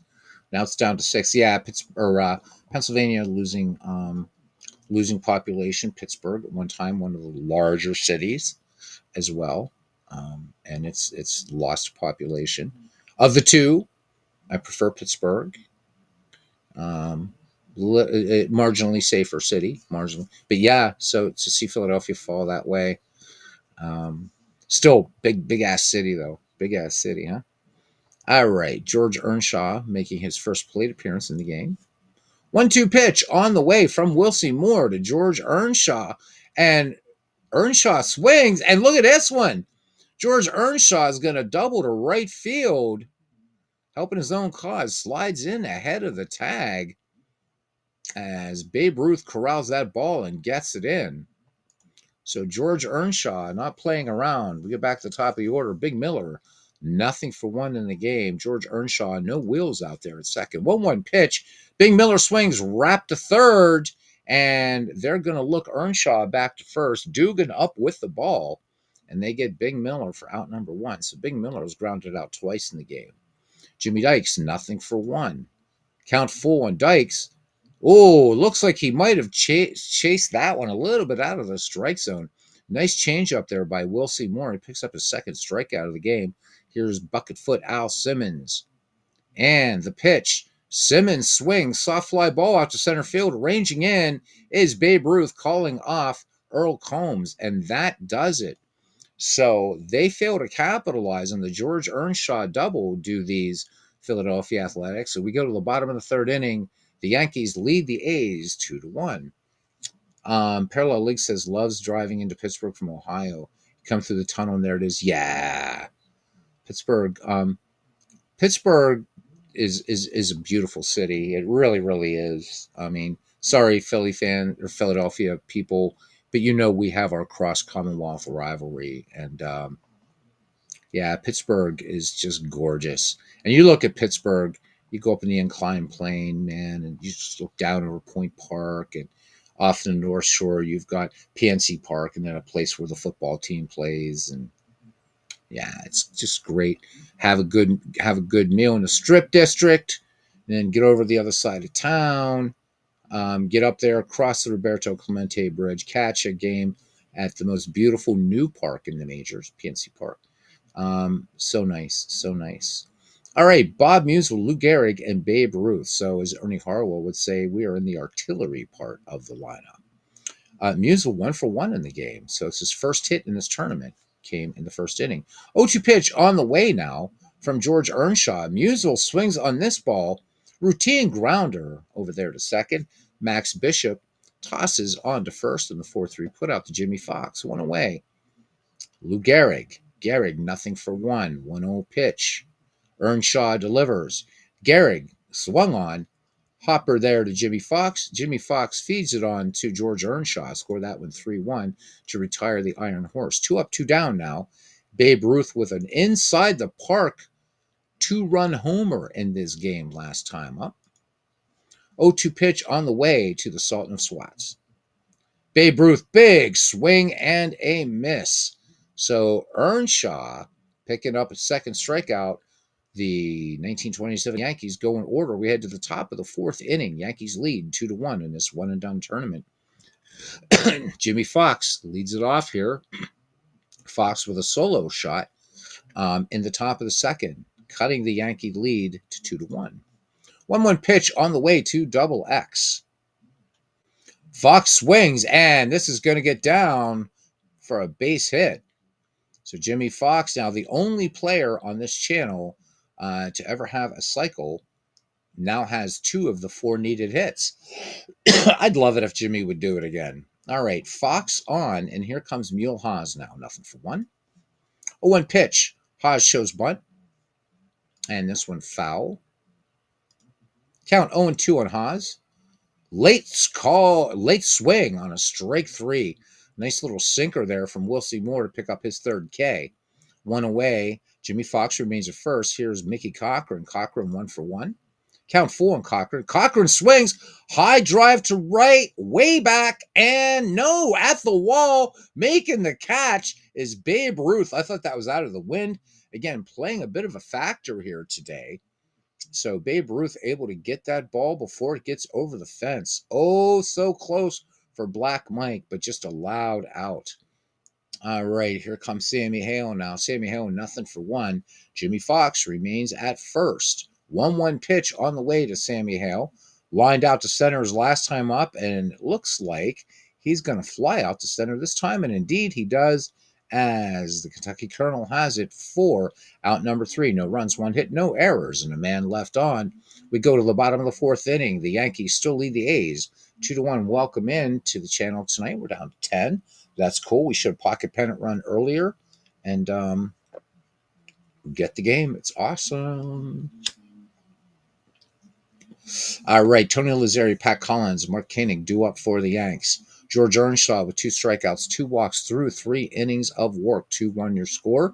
For the A's, 1-4-0 right now, and for the Yanks, 2-2-0. And count even, 2 balls, 2 strikes to Lazzeri. Lazzeri looks at a call. Strike 3. This one catching the outside corner. Fastball by George Earnshaw for strikeout number 3. Earnshaw's also walked 2 in this game. Pat Collins now 1-for-3 in the box against Earnshaw. The count even at 2 balls, 2 strikes. Collins swing and a miss. Fastball once again. So George Earnshaw bringing the gas. 2 down now for the shortstop, Mark Koenig. Mark Koenig with a walk in this game. 1-2 pitch on the way. Mark Koenig tried to hold up, and he doesn't. So how about that? Earnshaw strikes out the side. The Yanks go 1-2-3. We go to the top of the 5th inning. Yankees 2, Athletics 1. The Yankees getting their runs. 2 in the bottom of the 1st by Babe Ruth. 2 RBI inside the park home run. Jimmy Fox answered with a solo shot to left in the top of the 2nd. That is your scoring. All right, Max Bishop, George Earnshaw, and Bing Miller due up for the 1929 Philadelphia Athletics. All right, Bishop in the box. 0-for-5 in the tournament. The count full on Bishop. Flew out his last time up. Bishop swings and diving stop over there by Lou Gehrig. Beautiful play by the Iron Horse. And gets the ball to Wilcie Moore. Covering it. Wilcie Moore drops the ball. So score that one E1. Let's look at that just in a regular replay. All right. So could be costly. So Gehrig making a nice play. Throw looked a little low, but still got into Wilcie Moore, had the ball, and then just dropped it. So here we go. Here's George Earnshaw now, the potential tying run aboard at first base. And coming into bat now is George Earnshaw. George Earnshaw doubled. So 1-for-1 in this game. As D. Scott Howard says, online discussion this week to bat around. Does the leadoff guy have to get up for a second at bat, or is it just 9 guys bat? The second at bat theory is popular. Well, wow, I never thought about that. I think for them to bat around, I think whoever led off the inning, I think for them to bat around, he has to at least have an at bat, or I guess come to the plate. I think it is, D. Scott. Anybody else? You got a different take on that? I've always understood that to mean literally the guy who started the inning is back up again, to mean batting around. Hey, Larry, how you doing? Larry says, I think 10 men have to bat. Okay, so there's 2. It's a good question. Good question. One of those things that we baseball fans kind of take for granted. We just use that term, but I'm glad D. Scott brought that up. All right, Max Bishop on at first, and here's George Earnshaw. As I said, he doubled his last time up. 1-0 pitch on the way, and Earnshaw shows bunt, and he will miss. Nothing but air. Count 1-1. Earnshaw bunts again. The runner off with a pitch this time. The throw to second. Oh, my goodness gracious. So I'm not sure what Joe Dugan was thinking, that he was going to go for Max Bishop, but instead of going for the shore out of first in a runner in scoring position, now two runners on and nobody out. So maybe a little lapse there by Joe Dugan. So we'll see more wanting Bing Miller try to induce the double play ball here. We're back at the top of the order. Bing Miller is nothing for two. Count even 2-2, and Bing Miller showing bunt and misses. We'll see more. Full count. Swing and a miss. Strike three. Big strikeout. Bing Miller will grab some pine. All right, here's Jimmy Dykes. Jimmy Dykes, again, having a good overall tournament. 0 for 2 today. Dwayne Martz says, I agree. If you say they batted around, otherwise, then just all 9 came to the plate. That's how I've always heard and said it.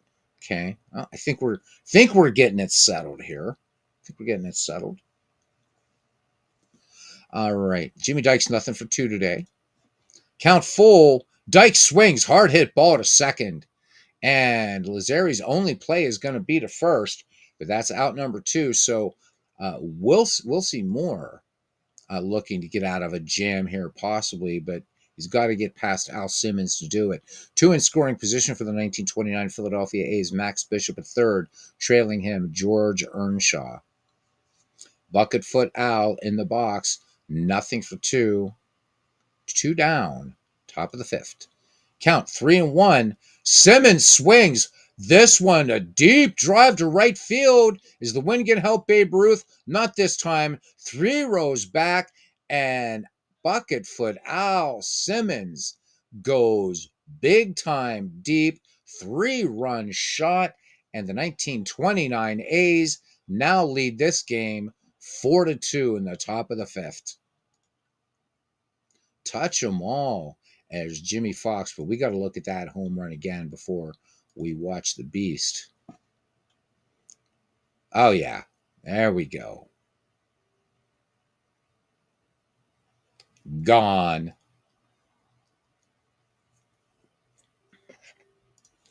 All right, here's Jimmy Fox, and we'll see Moore's day is done. Miles Thomas will come on in relief for the 1927 New York Yankees.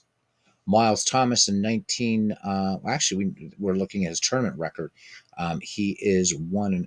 Let's look at Miles Thomas. Let's learn a little bit about him. So his career, 1926 to 1930.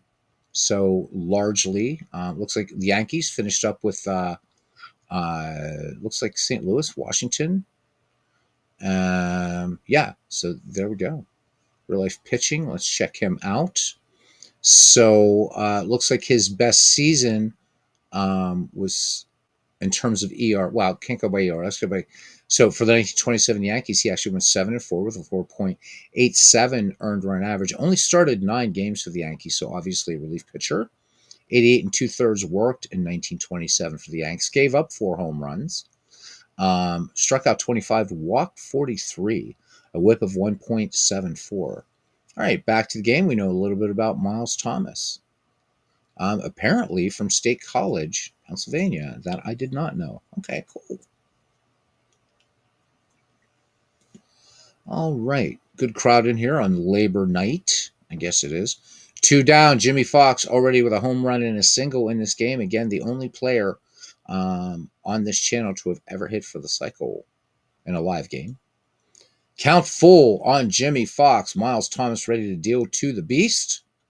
And Fox swings, and this one gets by Mark Koenig. It's short into center field for a base hit. So perfect 3 for 3 for the beast. And I know that a lot of people probably favoring the New York Yankees in this game. I'm making it no secret I'm rooting for the 1929 A's here, one of my favorite teams of all time. Love these 27 Yanks, but I wouldn't mind seeing them get knocked out at all. All right, here's Mule Haas, nothing for 2. So no insult, Yankee fans. Jimmy Fox on first, occasional speed there for the beast. 1-0 pitch on the way. Struck out his last time up, and room service bounced to third there by Joe Dugan, and goes to second and retires Jimmy Fox and the side. But 3 big runs score the 1929 Philadelphia Athletics thanks to that bomb hit by Al Simmons. We go to the bottom of the 5th. The A's lead the Yankees now 4-2. As Parallel League says, if you would be my bodyguard, I can be your long lost pal. Love it. Love it. Little Paul Simon action there. You can call me Al. All right, Joe Dugan. We'll see whether Miles Thomas bats for himself in the back of the top of the order. The Kentucky Colonel, center fielder Earl Combs. Joe Dugan in the game, a walk, I believe. 0-2 pitch. And Joe Dugan is going to swing and miss on a fastball. So George Earnshaw now has struck out 6 Bronx Bombers. Miles Thomas will bat for himself. Here's the pitch. Swing and a miss. Strike 3. And that one, a curveball by George Earnshaw for strikeout number 7. Back at the top of the order now for Earl Combs. He is 0-for-2. Popped up to Sammy Hale was last time up. Here's the pitch. Swinging on the first pitch. This one, nice little bouncer right to Jimmy Fox, and he will walk it to first for the out. Once again, the 1927 Yankees go in order. We move to the top of the 6th inning here in this tournament. The 1929 A's 4, the 1927 Yankees 2. It'll be Mickey Cochran, Sammy Hale, and Max Bishop due up. Black Mike 1-for-2 in the game. He's ahead in the count 2-1. And Cochran, routine ground ball to second. And Lazzeri to Gehrig, 1 up, 1 down. Sammy Hale now, 0-for-2. Flew out to Earl Combs last time up. Hale swings, fly ball out to left center field, and quickly over on his horse is Earl Combs, and he will make the catch for out number 2. Miles Thomas looking for a 1-2-3 inning. Max Bishop, 0-for-2 in the game. Here's the wind and the pitch. Bishop swings on the first pitch. Lofted to left. Should be no trouble. And indeed, it is not. Bob Musial, not getting a lot of business out there in left field, will make the catch. So the Athletics go in order. We head to the bottom of the 6th inning. It's the A's 4 and the Yankees 2 in this Boston.com tournament. Bob Musial, Lou Gehrig, and Babe Ruth due up here in the bottom of the 6th. George Earnshaw, 7 strikeouts, 2 walks in 5 innings of work. 1 error in this game thus far. 2-1 pitch on the way to Bob Musial. Musial swings, slow roller to third, and up with that one. Oh, and a bad throw. Sammy Hale with a bad throw, and Musial on with an error. So these teams now tied in errors. So Bob Musial safe, and the potential tying run comes to the plate in Lou Gehrig. Gehrig has yet to collect a hit in this tournament. The Iron Horse in the box. And Eddie Rommel on in relief now. So Connie Mack going to his pen, as did Miller Huggins. So let's look at Eddie Rommel here. Eddie Rommel making his first appearance in this tournament. So let's look at Eddie's real life stats, a little bit about his career. Rommel, 1920 to 1932. Eddie Rommel was a 2-time 20-game winner. So in 1922, and again in 1925. Let me see. What else do we got here? Lifetime ERA of 3.54. His best ERA was a 2.85. And can't really count as a rookie year, but he went 7-7, so not so bad there. Let me see. He tended to walk more batters than he struck out. Again, largely, he was one of those pitchers that did it all, man. He was a starting pitcher, and relief pitcher. So very, very good. Eddie Rommel, certainly not Hall of Fame, but a very, very good pitcher, and an important part of the this great Connie Mack squad. All right. Rommel has finished his warm-up pitches, and we wind time forward to Gehrig. The count full on the Iron Horse. Gehrig swings, ground ball to third, and up with that one is Sammy Hale, and they will get the lead runner. So could have been a lot worse. So Lou Gehrig on in the fielder's choice, and here is Babe Ruth. 1 for 2, 2 RBIs inside the park homer for the Bambino way back in the first inning. Eddie Rommel shaking off Mickey Cochran, has one he likes. Checks Gehrig at first, and he comes home with a count full. Ruth swings, and this is going to be a sinking liner to left. It's going to be in trouble off the wall. And coming around third and coming in to score is Bob Musial. So the error proves costly, and the Yankees get one back in the bottom of the sixth. Is 4-3.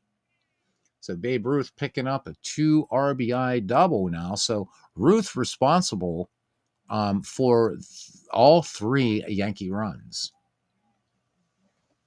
All right, Ruth at second. Here's push him up. Lazzeri, nothing for 2. And Eddie Rommel comes home. 1-2 pitch to Lazzeri. And Lazzeri up the middle, base hit. Will it be enough to score? And strong throw hitting the cutoff man, hitting the pitcher. An RBI single by Tony Lazzeri ties it up. Buckle up. It is 4-4 here in the bottom of the sixth. 1 out. Lazzeri at second. So the Yankees mounting a threat here to be sure. And here's Pat Collins. Nothing for 1. Count full. Swing and a miss by Pat Collins. So Eddie Rommel coming in there with a knuckleball. So the floater, 2 outs.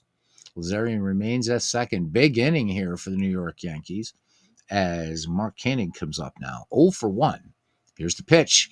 Koenig swings. This should end the inning. Grounder to second. Little hesitation out there by Max Bishop, but does get the throw off to Jimmy Fox. But the Yankees pick up 2 big runs and tie it up. 4-4 as we head to the top of the 7th inning. Thank you guys for hanging out for some baseball. All right, Homer Suma. So we got a pinch hitter for the Athletics now. Eddie Rommel is done. Homer Suma making his first appearance in this tournament. Left-handed batter, average contact, average power. Miles Thomas staying on in relief for the Miller-Huggins squad. 1-0 pitch on the way to Suma. Swung on, and this one going to be a little dying quail to left. Suma could get 2 out of nope, making the wide turn at first, and he's going to hold up right there as Bob Musial gets it on the bounce. So here we go. Potential go-ahead run is aboard, and we're back at the top of the order for the Mac men and Bing Miller. Nothing for 3 today. Time for Miller to come through clutch here for Philadelphia. Here's the pitch. Miller shows bunt. And he misses. So trying a little bit of station-to-station small ball here. Count 0-1. And the runner goes. This one grounder to third. The only play for the Yanks are going to be to first. Dugan fires onto Gehrig. Score that one 5-3. Homer Suma now moves into scoring position. So go-ahead run out there. Ready to score on a possible Jimmy Dykes single. Who knows? Jimmy, nothing for 3. Came into this game strong, but 0 for 3 now. 2-0 pitch on the way to Jimmy Dykes, who grounded out his last time up. He's going to ground out this time. They look the runner back, and Dykes is going to ground out 5-3. So 2 down. Can Al Simmons work some magic again? Last time up, 3-run homer. All right, bucket foot out in the box. Miles Thomas glances back at Homer Suma, peers in, has the sign from Pat Collins, and the 0-1 pitch to Bucketfoot Al. And did he do it again? Long drive to right field by Al Simmons. And Babe Ruth at the wall makes the catch. Wow. What a play. Oh, man. No runs, 1 hit, no errors, runner left on. It is tied. So we go to the bottom of the 7th. But we got to look at that again as we'll let Ozzy Orwell for the Philadelphia Athletics continue his warm-up pitches here. Al Simmons thought this was going to be the second one. And there it goes. Babe Ruth back, and leaping grab. Wow, there we go. All right. All right, Joe Dugan, and then we'll see Miles Thomas keeping these athletics quiet. Whether again Miller Huggins will allow him to bat for himself. Joe Dugan, nothing for one, 0 for 4 overall. All right, and Ossie Orval ready to deal here. Here's the pitch. Dugan on the 1-1 pitch. Tapper back to the mound. Orval up with it. On to Jimmy Fox on a broken bat. A little number. Joe Dugan is out number 1. All right, we got a pinch hitter. So Miles Thomas is done. Mike Gazella will come in to pinch hit. Gazella making his first plate appearance in the tournament. All right. 1-1 pitch on the way now. Gazella swings, fly ball center field. Should be no trouble out there in the pasture, and Mulehaus has it. 2 up, 2 down for the Yanks back at the top of the order. Earl Combs, nothing for 3. Count even, 2 balls, 2 strikes. The lefty deals. Combs cuts on this one, and this one is going to be just out to center field, and Mulehaus, ranging to his left, makes the catch. So the Yankees go quietly, and we head to the top of the 8th inning, and we are knotted at 4 in this one-and-done tournament. All right. Here's Jimmy Fox, and here is a seriously tough pitcher. We're going to see him on another team, actually, in this tournament. So Urban Shocker. We will see Urban Shocker, Hall of Famer. We'll see him with the 1922 St. Louis Browns, who also advanced into round 2. So Shocker now on for the Yanks, and he's going to face Jimmy Fox, Mulehaus, and Mickey Cochran. Jimmy Fox, 3 for 3 today, 2 singles and a big bomb. Got all of it to left field. All right, Shocker with the 0-1 pitch to Double X. Fox swings. This could be his first time not on base. Fly ball center field, fairly shallow, and Earl Combs has it. Out number 1. All right, here's Mulehaus, nothing for 3. Count, 1 ball, 2 strikes. Haas swings, and this one lined to left, and it gets down for a base hit. All right, here we go. Potential go-ahead run on at first for Philadelphia brings up Mickey Cochran. He has 1 hit and 3 tries today, 0-1 pitch. Cochran swings, and hard hit fly ball out to left field, but not enough carry on that as Bob Musial gets a little bit more work out there. Out number 2 now for Sammy Hale. Nothing for 3 for Sammy Hale. And Sammy Hale's going to ground this to second. And taking it to the bag himself is Tony Lazzeri. So Urban Shocker gets the job done. We go to the bottom of the 8th inning.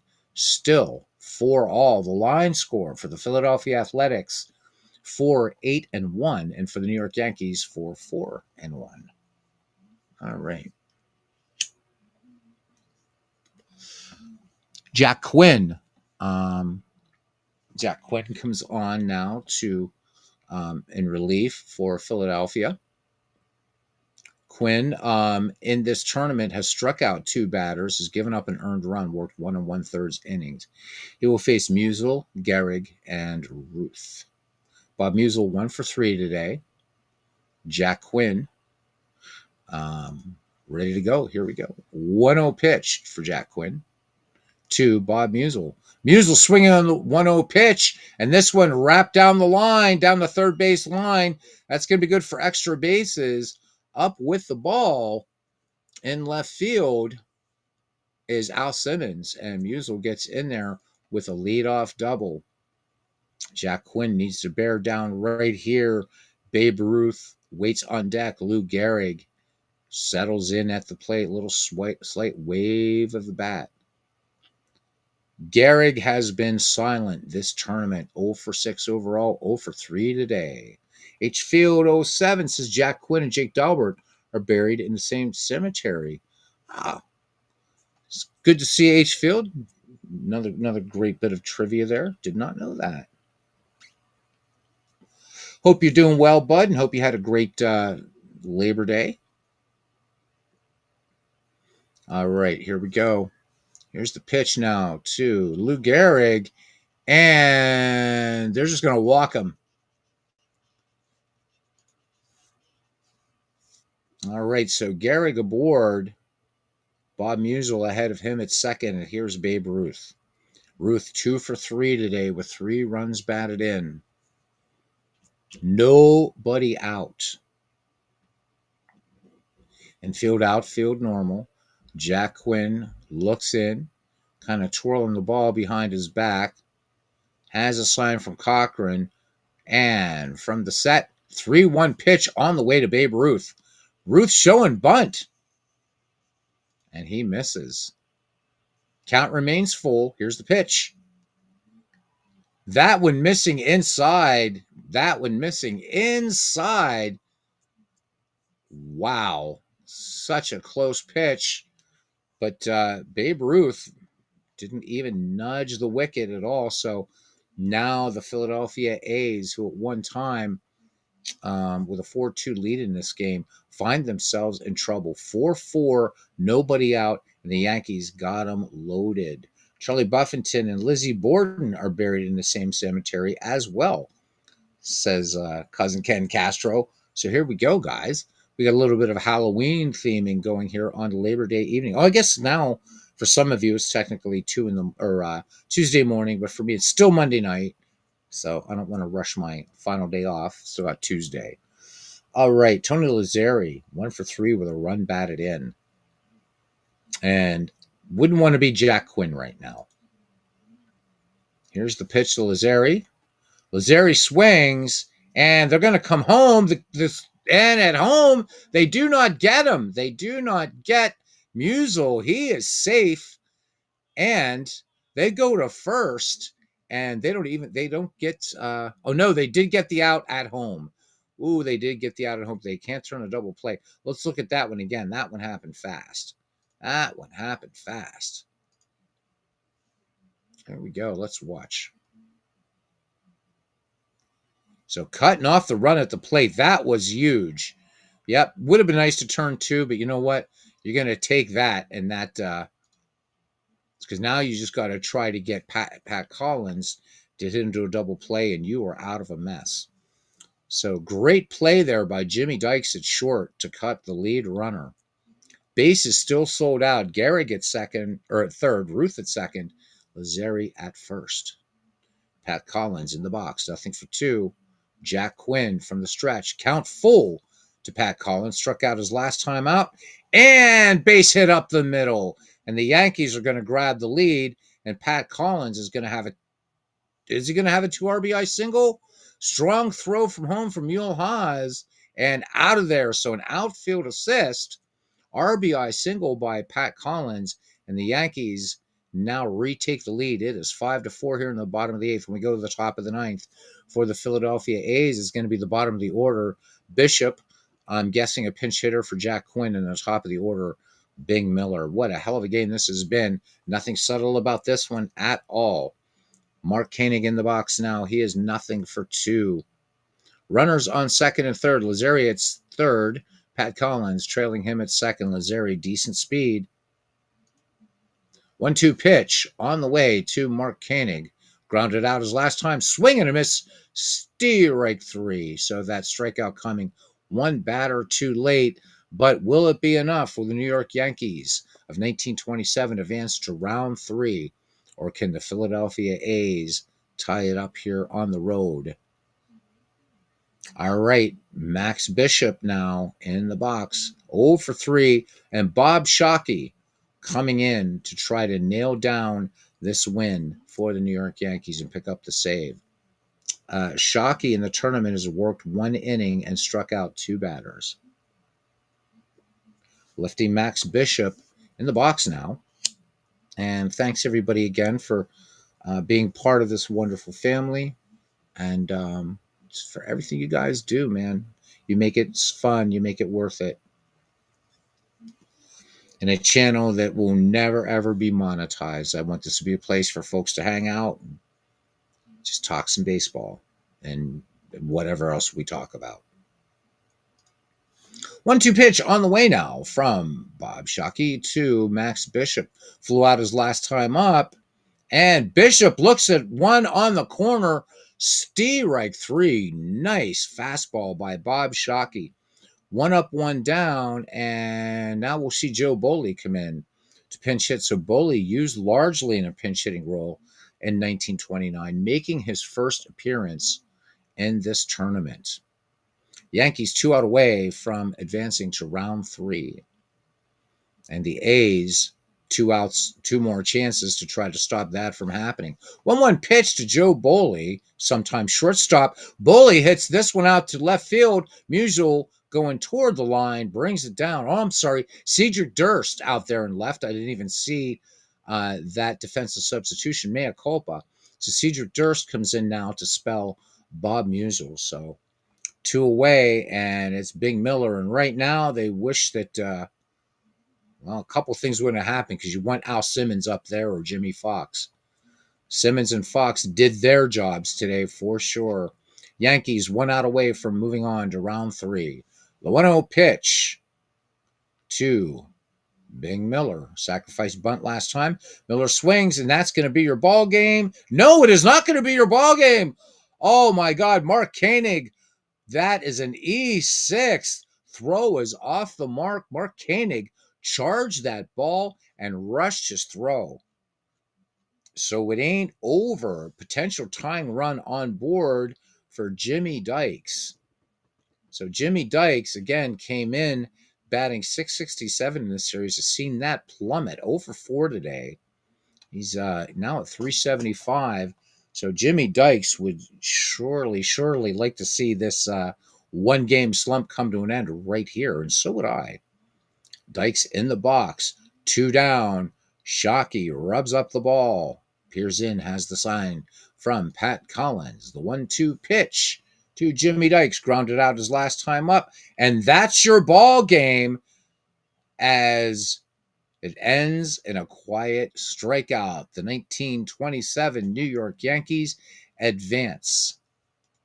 Let's do a quick game recap. Wow. Whew. Just the same fate Ken Castro suffers, he says, when he plays with his A's team at tournaments. He's still bitter. I understand, believe me. So, hell of a game, though. This was a really good game. A lot of fun. For the New York Yankees of 1927, 5 runs, 6 hits, 2 errors. For the 1929 Philadelphia Athletics, who will go home, 4 runs, 8 hits, 1 error. And of course, right, I mean, the Boppers did it up in this game, at least for Ruth, Fox, and Simmons. That was really cool to see it. So I'm not going to worry about reading this right now. So the Yankees will know that they're going to play the winner of the 1902 Pirates or 1976 Reds game. So we'll see how that works out. So your player of the game is Babe Ruth, but this has been a lot of fun. Eddie Rommel charged with a blown save. Jack Quinn charged with the loss. Urban Shocker with the win. Bob Shockey picks up the save.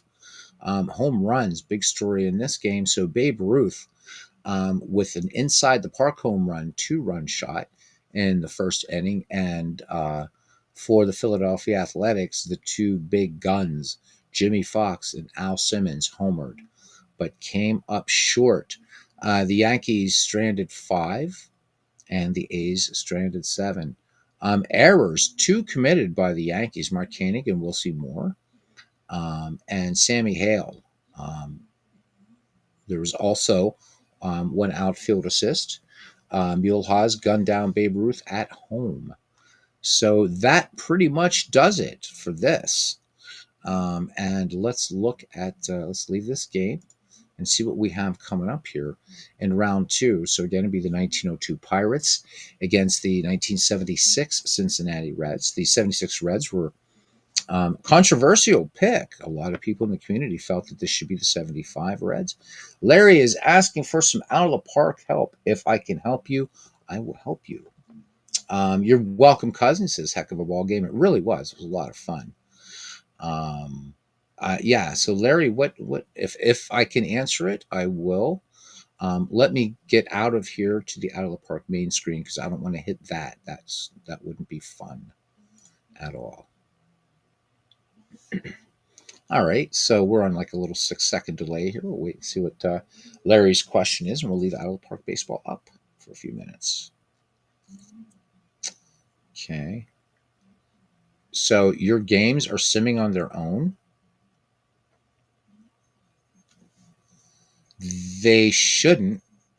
So, okay, let's kind of troubleshoot what's going on here, Larry. Are you playing in commissioner mode? Are you Did you assume control of a different team? Okay, can't keep games from playing themselves. All right. Let me pick a different something I'm not doing a lot with, and let's see. Oh yeah, you have to set to human manager. Paul's back again. So your team to human manager, yeah. So let me go to the. I'm not doing much with this 1965 one. I know Clinton would say I should be, and I am. I will. But let's go in here and look at settings. It's an historical exhibition tournament. Yeah. Okay. Well, then let's go back to the other one, and we'll just pray I don't mess up. How's that sound? So you're not. So this isn't a season replay you're doing, or a full season. Okay. Let's go back out again to the start screen.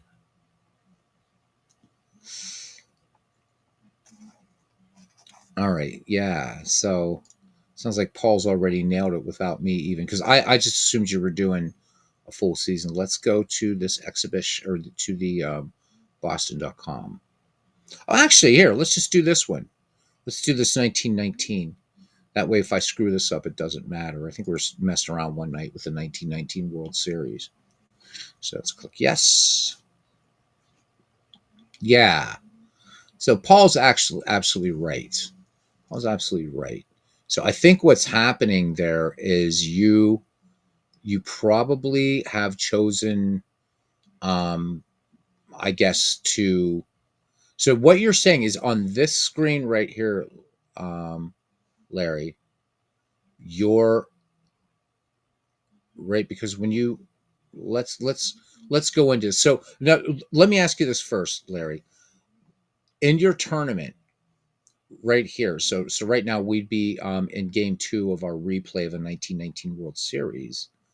Um, do you have this? So you're not even seeing this option. Is that right? I This is when I wish I was back on StreamYard, because EVMUX is a little bit more asynchronous, whereas it's pretty much interactive, quick in in StreamYard. It's one thing StreamYard does do better than this, I've got to say. Okay, so you do see this. So when you click play, so we know you see this. So when you click play, okay. Now, when you're in here, I have both set to computer AI. Okay. So I have everything set. So now the other ones, so like with every game that you're playing in that historical exhibition tournament, and the second game scheduled played itself. All right. Um, all right. So I do have to go back to the one that we just did then. Let's go ahead and jump back out of here, because I don't think we're going to be doing anything more tonight.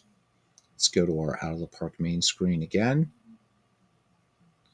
And let's go ahead and load the Boston.com tournament, because that's the only other one that I've got going on right now. Okay. Okay, let's click OK. Clicking yes. All right. So I'm going to go up all the way until, but we're not going to actually play this game tonight. So let's do Anaheim, Detroit, for instance. Okay. So we got John Lackey, Tommy Bridges. Okay. None of these should play, and make sure you're never. Are you hitting this button up here, finish today, after you finished a game? If you do that, then that will. If I would hit finish today right now, everything's going to autoplay. So if you don't ever hit this button until you have all your rounds completed, maybe that's what you're doing. All right. So we're going to play this game, except we're not. Okay. All right. Now you can set what you want here. So I don't know. So in a regular season thing, whether it's a custom league or season replay, my name up here, Jay McGregor, would be up here. But I could choose right now. Computer AI is playing both, but this is not going to simulate on its own. Okay, you're certain that you didn't hit finish today. Okay, good. You can set whatever you want, as Paul said. I can set both of these to human managers, manage both sides. Um, so So, Paul, that's interesting. I've never ever set human manager for all teams in a tournament ever.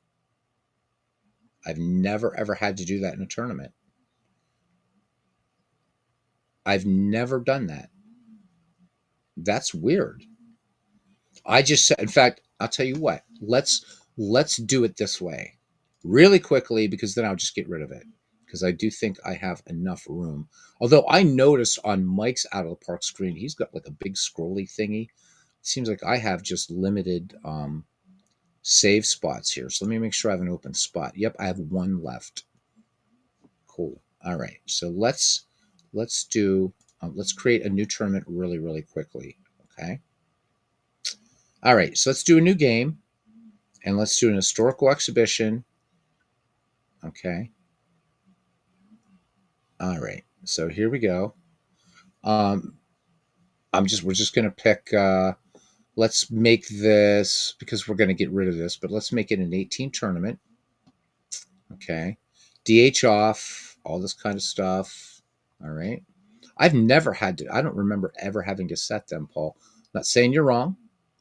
Um, so let's do the 1967 Boston Red Sox. Just going to do this pretty quickly. 1956 New York Yankees. Because I just want to make sure I haven't missed anything. Because I just go on autopilot when I create these things. Let's go 2005 White Sox. There we go. I should remember they always put the junior circuit on top. Yep, you have to set all teams human though if you want to play your game yourself. But I've never done that. Yeah, so just watch what I'm doing here, Larry, because maybe because I'm so on autopilot when I do this.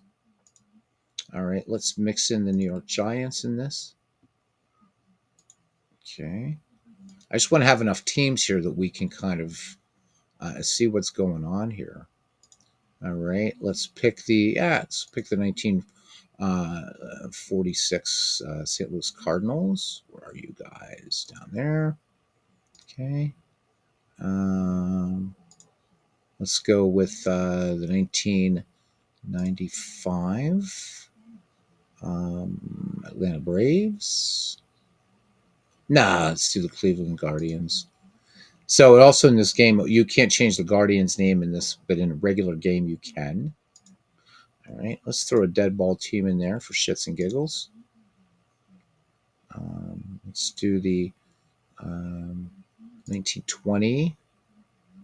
Let's have Cleveland have two teams in there. Why not? Doesn't matter. And then finally, in the analytics years, let's throw in my Pittsburgh Pirates. Okay, so no designated hitter. I'm going to leave everything as is, game era strategy, and then create exhibition.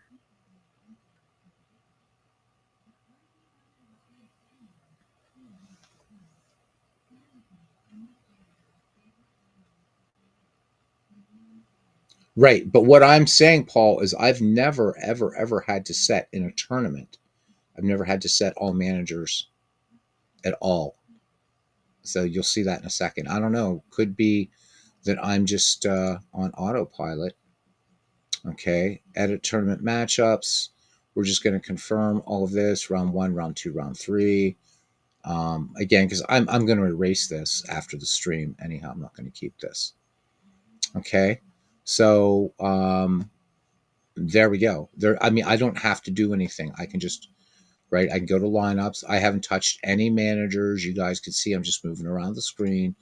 I can make any changes to the rosters that I want on any one of these. Okay, so right now with Boston. Okay. And I can pick anybody here. So, now we're in 1995. But when I go to play ball, I'm ready to go. Play, simulate. So, you guys have just watched me create a tournament, and I so I know that in when you're playing in the regular game mode, Paul, the main game mode, that's where you set managers. But here, you always have this, so I can play any of these games. I mean, I can't move ahead in any games yet, right? But I can choose to play this game, and if I go in to play, um, right, and then here's where I set the managers. Okay, so we could just simulate this game if we wanted to. But right here's where you set your manager. So if you wanted to set right now, these are both computer AI. So if I start the game, boom, and we're just going to sim this out just to see if that's happening. Okay. All right. So again, so right now, even at this late date in the game, if I wanted to, I could go to options and go to game options, and I can decide to just manage the Pirates, return to the game. Now look, now all this shows up here. So I can have Starling Marte swing away after our little pan around of Fenway. The Who just played there last week, by the way, on their farewell tour, finally.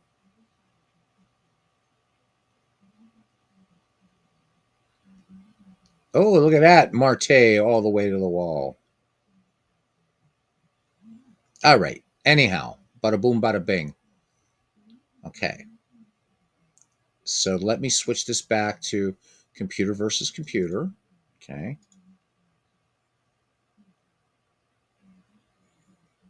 There we go.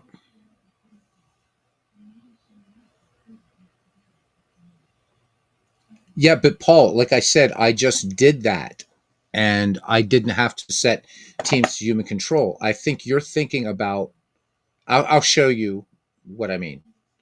In tournament mode, you make that choice within the tournament. Remember, the tournament mode, guys, is part of Out of the Park Baseball, but it's actually kind of its own module. So I just went through the whole thing and didn't have to do anything. Right, but there are no league settings. Okay, let's just go ahead and sim this game out. Okay. All right. So entire game, and yep, yes, please. All right. Boston wins this one 8-5. So blah blah blah. Leave game, and no other games have auto played. Look, see. All right. So you're talking about what you have are teams and rules in the tournament mode. There's no league settings because these don't act as leagues. Okay, these don't act as leagues. I go to rosters and lineups. Doesn't matter. There's no manager choices here. Matchups just shows you a nice little graphic representation, and play ball is the screen that we saw here. No auto. No, if I hit this, then yes, these games are going to autoplay. Okay. Now let's return to the Out of Park main screen because I know what you're talking about, Paul. And I've got to get rid of. I got to get rid of that thing. Oh, maybe it's gone already. Is it gone? I don't know. Is this the one I just created tonight? I think I just don't want to get rid of the one that I had. That would be really bad, right? Um, no, I guess it's not in here. So maybe I can make a new game. Okay, so let's cancel it. Actually, I want to get rid of one of these anyhow. Because we're not, I mean, oh, yeah, okay. So it just got rid of the 1919 World Series. That kind of sucks. It's one I was going to get rid of anyhow. Okay. Right. So maybe you have a bug, but you've never not had to do it, and I've never had to do it in a tournament. Remember, we're talking about a tournament, right? He said historical exhibition, and you guys just watched me set up an exhibition, a historical exhibition, and there's absolutely no Haven't had to do it. Let's get rid of the 1934 World Series. We can always bring it back another time. And let's set up a quick season. Okay.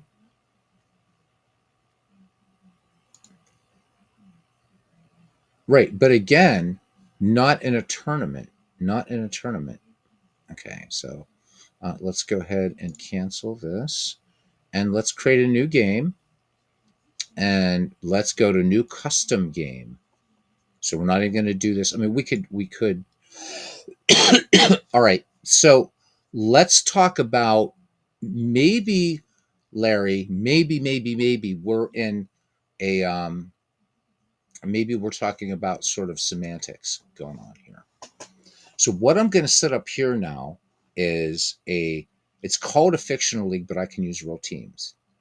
And where it's, and this is so part of like the tournament mode is something very, very different. So let's just make this really short and quick. Let's do 1, and we're going to just do 1, 1, 1, 1, 1, 1 all the way down, and we're going to put 4 teams in here.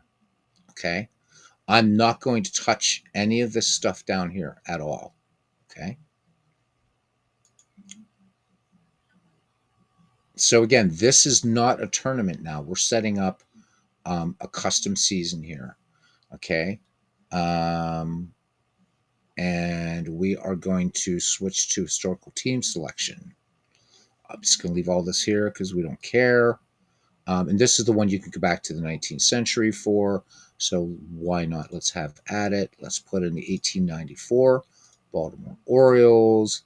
Let's put in the 1884 Providence Grays. Let's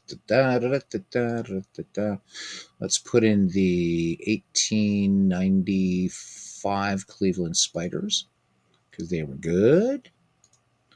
And finally, let's put in the where's Cousin Ken? Yeah, because again, and I don't think I went too fast. I think you guys saw everything there. I need a team from the 1890s, or 18 somethings or others, because the National Association would get killed and something like this. Doesn't matter. We're just doing this for giggles, anyhow. So let's bring in the Cleveland Blues. There we go. Okay, yeah, that was a big mess up that they did with the losing the Nippon League. All right, so I don't want this is where we're just setting our like whatever. So since I put a lot of people in here, 19th century, let's just set this to 1884. Okay, I'm not going to do an inaugural fantasy draft, anything like that. Got 112 games. Blah blah blah blah blah. Okay. All right. And I'm just now all I'm doing is showing you guys how I set this up because I need to go through the process to make sure I'm not missing anything here. Okay. So there are no choices to create historical exhibitions, but here, yes, you can. And I suspect this is what's going on. All right, Paul, thank you. What day for perfect game? Let me know, Paul. Yeah, man, let me know what works for you and we'll do it. Preferably like Friday or Saturday works better. A Saturday would work best, but let me know, man. I will work around your schedule. Let's go to the next step and let's just call this test 3, whatever. Okay. So now there's my manager profile already. Now here's probably what's going on. Larry, what I need to know here. Oh, absolutely. Paul's awesome. Larry, right here, what are you selecting in your play mode when you're doing something like this? Because if you select general manager, you're not going to be able to play any games on field. If you play GM and manager, that's what it is. What I do all the time with this game Sunday, a date. All right, there we go. You're going to wear your best dress. All right. Paul, thank you for everything, man. What I do, Larry, is I always play as manager in this game. Always, always, always.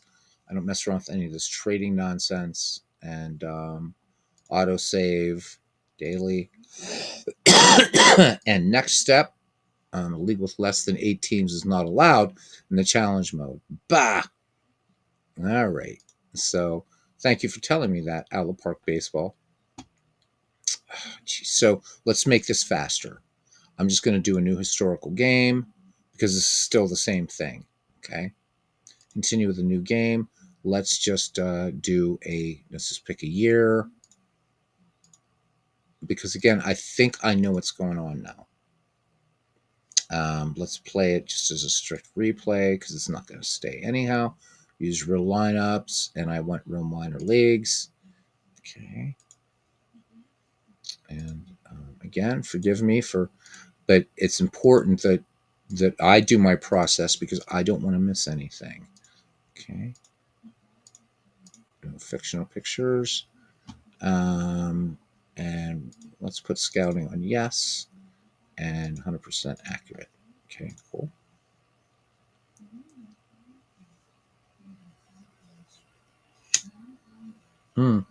That's why I don't think I think that we're talking about you're talking about an historical exhibition, but I think we're talking about this.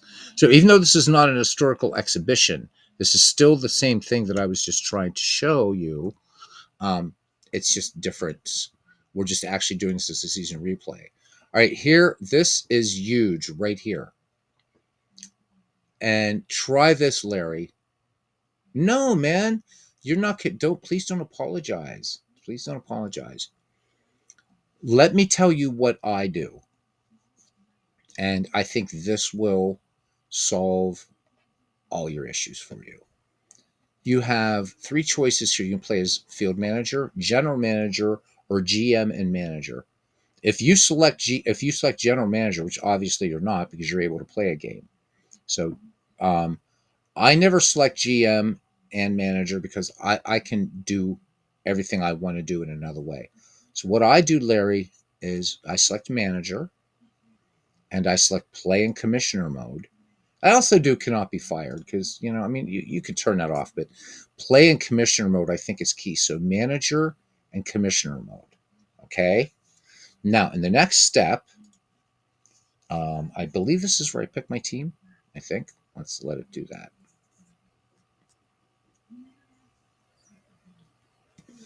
And there is no confusion at all. I think we're getting to the heart of it because I don't think you're using that tournament mode because, as you saw, you don't have to select managers for that. You can just simulate every game. Bam, bam, bam, bam, bam. I really think that's what's going on. So, sorry, this takes a minute. As we know, second biggest database out there for baseball games after Pocket Pennant Run is this one. This one I still think is the king and probably always will be, but just love that we have so many choices. Okay.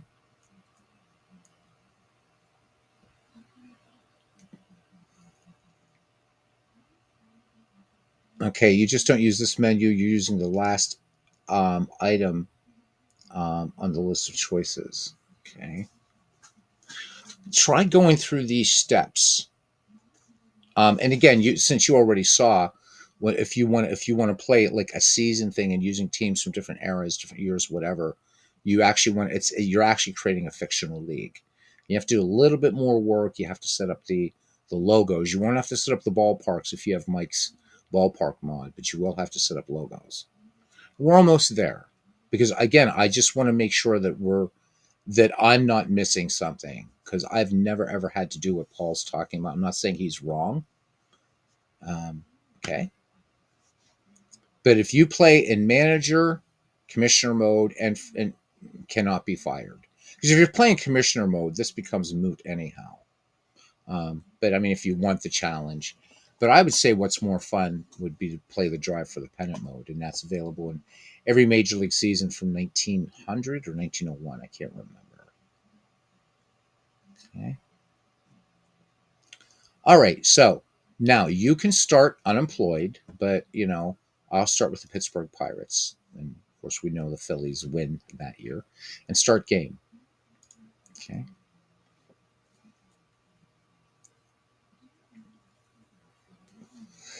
That might be good.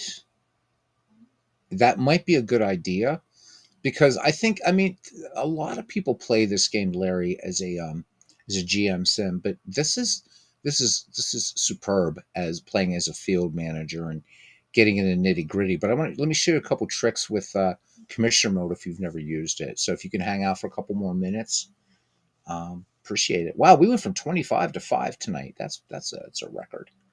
I know it's late though too for a lot of folks having to work tomorrow. I get it. Yeah, this is when I first started seeing people doing this game on YouTube before I started this little channel here, is the people were playing this strictly as a GM sim and just just simming games, simming games, simming games. I'm like, you're missing so much. Yeah. So it's almost midnight. So Larry, you're over there in yeah, so almost midnight for you. Yeah, so you Central Time Zone. Okay. So here's why I play in commissioner mode, my friend. There's Because you have complete freedom now to do what you want. You don't even have to play as a GM, right? So if I go to Pirates, go to home screen. So you notice this little caret up here. I can select anybody right in the Pirates minor league system, but I could also just go to the Red Sox, look at them. We know that. But if I go up here to my name, I can go act as, and let's say I wanted to go in and do Ken Castro is going to kill me. If I wanted to do serious damage to the Phillies, okay, acting as a manager does not take away the computer control of the team. It's for temporary control only. Properly take control, you just go to available jobs. So there you go. Now I can look at everything that the Phillies would be doing. Okay, this has nothing to do with that. So let me go to their home screen. So you can switch all over the place and you can look at things. And if you want to actually take over, you just leave your job as the Pirates, become a manager of whomever else. Okay. Um, so in this mode, you can manage, like, so if you go to available jobs, so if I wanted to apply as a manager of the, God knows why I'd want to, the Cincinnati Reds, um, do I want to replace my current position with the Phillies? Okay. Now I'm the manager of the Cincinnati Reds. And if I do, we run this up to opening day. Hopefully, did I turn off notifications? Because we don't want to get a lot of those. We'll be here all night. Let's go to our game settings. Maybe this is what Paul is talking about. So we're in the global settings here. Global settings are going to have nothing to do, right? This is where you're going to do all your auto saves and where you want to save things for box scores. If you want to watch like whole games that maybe you did sim in the league. Okay. So we're at this point now.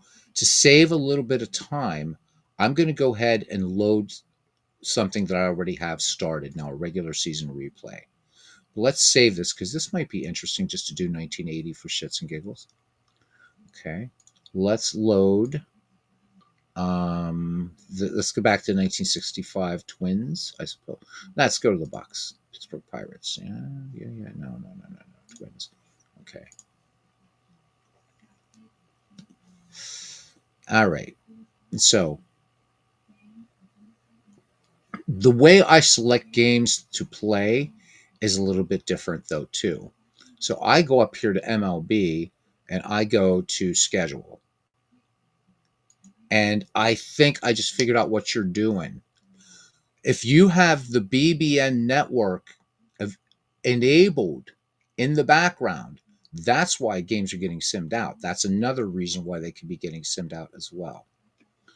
Okay. I'm sorry, go to scores. Okay, so right now, are these already played? Looks like they already are. Okay, so the only game here is Yankees Angels. So we're going to quick play this, and that's it. Okay. Now we're going to finish today. When I go to that next day, okay, there's no game scheduled there. Now we're on our next day. So we're on April 17th, 1965, and you notice nothing is auto-playing. I can manage any one of these games because I'm in commissioner mode. Okay? Any one of these games. So if I manage, if I say, if we do Cubs Braves, for instance, let's go to manage game. But for, oh yeah, show you that. I'm sorry. Yeah, let me do show you that. Okay. That's really important. So let's go to manage game. And let's let this load in and I'll show you these game options because you do want to shut that off.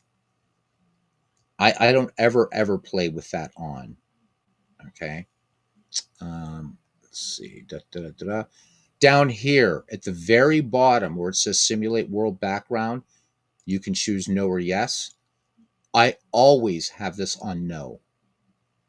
Always, always, always. Because again, you can quick sim any game. So what we're going to do is go ahead and quick sim this one. Okay. So we have to start the game, and I'll show you nothing's going to autoplay except this game because I'm going to choose for it to do so. Let's give it a minute here. Okay, so here we are at Milwaukee County Stadium. And from here, I'm just going to sim this entire game. Yes. So this is just like playing a game.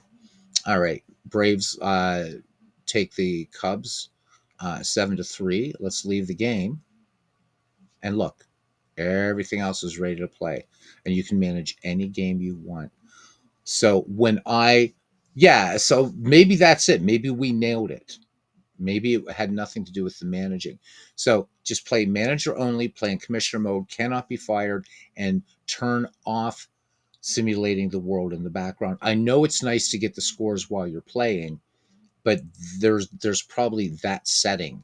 So that's how you get to those. All right. But the other way to start, to go into is this big scary thing right here. So if you want to tackle this thing, there's your league settings. Okay. But I don't really think you have to mess with this. You just got to turn that off, and I think that is going to be fine. Okay, your financials, your roles, options, allow human. This is all just whatever. Um, I think that try that and let me know. Okay, so if I do that on the very first game, is that the default for the other games scheduled? So if you do that on the very first game, is that the default for the other? Yeah. So let's go back here to scores. Yep. So let's go to Orioles Red Sox. And again, we'll go to manage game. Again, you can quick play anything, but the problem you're having is that everything is auto playing out now, not letting you play anymore. Okay. So if we do Orioles Red Sox here, so we're going into managed games. So as far as the game knows, I'm just going to play this game as a field manager. Okay. All right. So, and again, we have to differentiate between this is the main game of Out of the Park Baseball. The tournament mode, remember, was something that was added later, and it's kind of bolted on. But if we look down here, see, this is still set to no.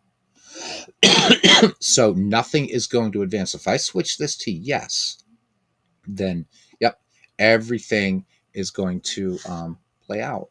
All right. So once again, Orioles Red Sox. It seems to be it's a lot of these, but let's do it. We're on our way to Fenway for a second.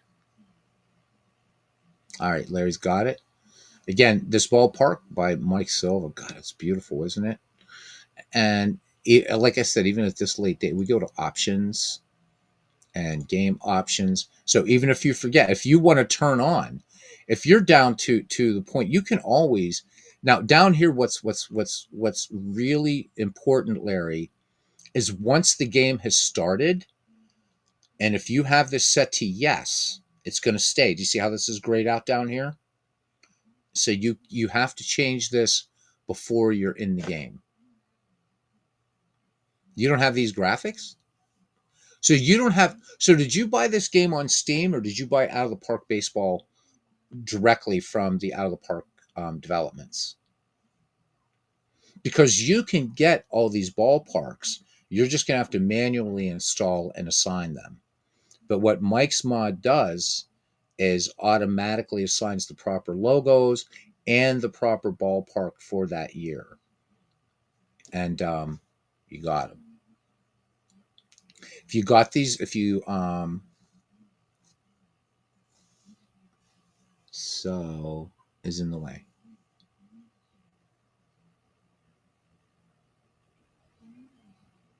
Okay, yeah. So if you bought it directly, I'll show you where you would put Mike's ballparks. So let's go ahead and quick sim this game.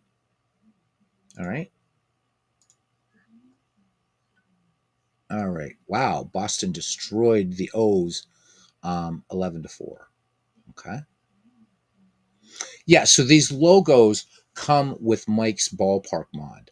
Now, since you didn't buy this on Steam, I will show you, since you bought it directly from Out of the Park Developments, and believe me, having these ballparks is really nice. Let me know if you, because I know it's getting late for you, let me know if you need a tutorial on how to work with ballparks outside of Steam, and I will be more than happy to show you how to do it. Okay. All right, let's go ahead and exit this file, exit, and it's going to just save everything anyhow. I'm trying to learn more about 1960s baseball. I'm more of a dead ball and 19th century guy. So I'm learning more about 1960s baseball by doing this. Let's go to Out of the Park Baseball, and we're going to write. I'm just going to, you don't have to worry about this part. I just want to show you local files where things live. Okay. So let's let it get to where it's got to be. All right. So we're going into data. So this will, the only thing that's going to look a little bit different. Okay, yeah, so you have the logos, you don't have the ballparks. Okay, so those should be available on the Out of the Park forums. The other advantage to buying it directly from Steam is it keeps the game automatically updated. So it's something you might want to think about moving forward. So ballparks, and then there they are. They live in the models section. All of these ballparks are all in here. So this is all the parks from 1901 to present, and Mike put in some 19th century parks. And I've subscribed to a couple other guys that have ballparks as well. Okay. So did you, so if you, yeah, because if you bought this in Steam, you just subscribe to this, go into the game, and just install these ballparks. So you don't even have to do any of this stuff. But here they all are, and it doesn't matter what year you play, it's going to assign the parks properly. Always, always, always will. So for Steam, so you get the updates. So, but you do. Let me ask you a question, Larry, real quick, and I'll let you go, my friend.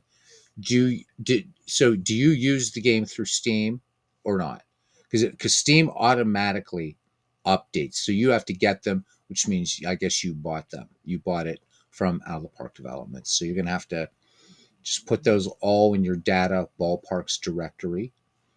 If you did buy it on Steam, all you have to do is just subscribe to Mike's ballpark mod. I'll show you here really quickly. It's in Workshop. Oh, these are nice. Hey, these are new. Or do I have? No, I have these. Okay. So there's right now just 25 items for here. And the one that you would want to get is Mike's Ballparks mods. It's the Stadium mod. If you have Steam. So, but you don't have Steam, so okay. So let me know next time you're in here. Even if I'm doing another game. Okay, manual. So Out Park Baseball has got a pretty good manual. If you're talking about that, but as far as doing the manual thing, I can show you where everything lives at some point because it is late, a bit late to start a tutorial. Not for me, but for you. If you got to get up in the morning, I don't. So yeah, so hopefully, if you go in and look at your game settings, you shouldn't have to start your project over either. I don't think so. Um, I think you're going to be just good. So um, this is the one.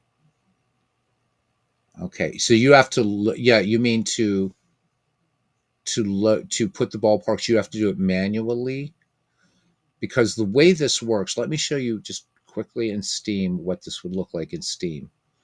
So I've already subscribed to that mod. So if I go ahead and hit play, we'll show you in the out of the park start screen how easy this is. A little confusing at first, but actually not. Okay, so let's just play out of park baseball. And if we go to Workshop Central down here now, if you bought this directly from Out of the Park Developments, you're not going to see this choice.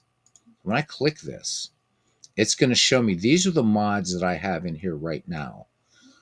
So I have A.S. Rivkin's Ballpark Collection.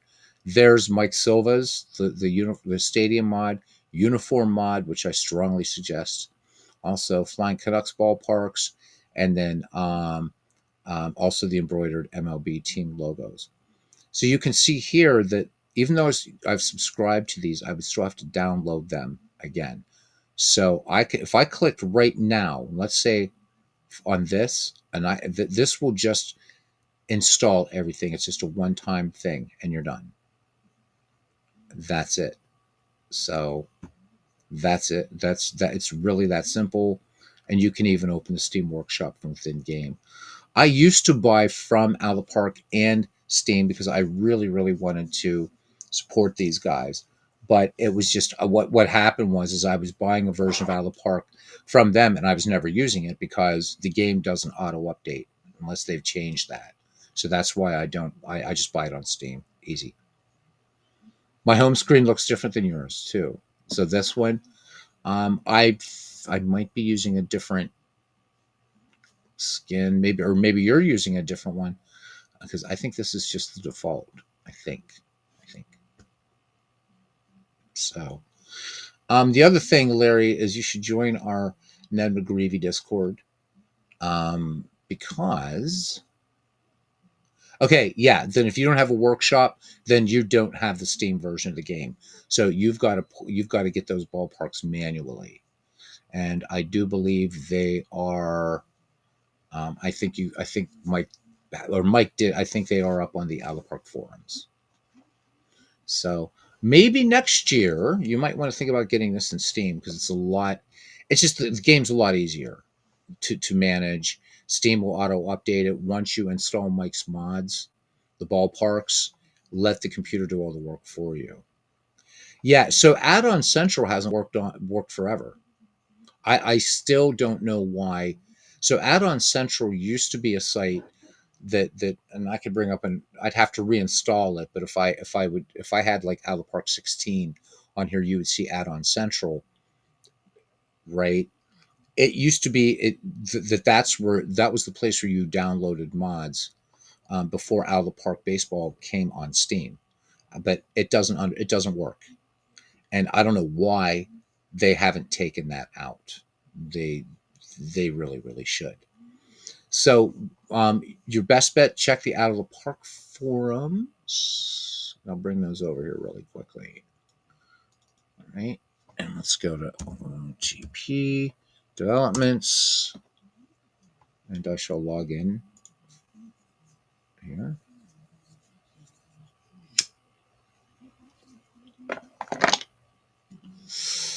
All right. And let's go to the forums themselves. And let's go down to mods. Okay. 3D models. And there you go. So these are, they're available there, but you can find all kinds of ballparks, including Mike's. They're going to be in here. So um, this is where you want to get the stuff. Okay.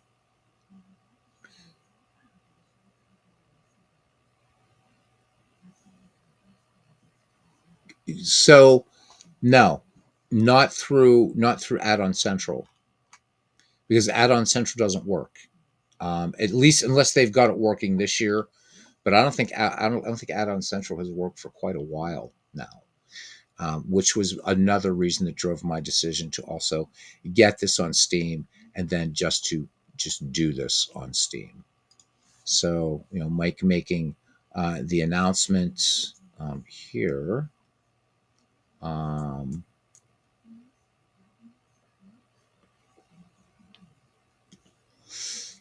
okay, hang on here. There we go.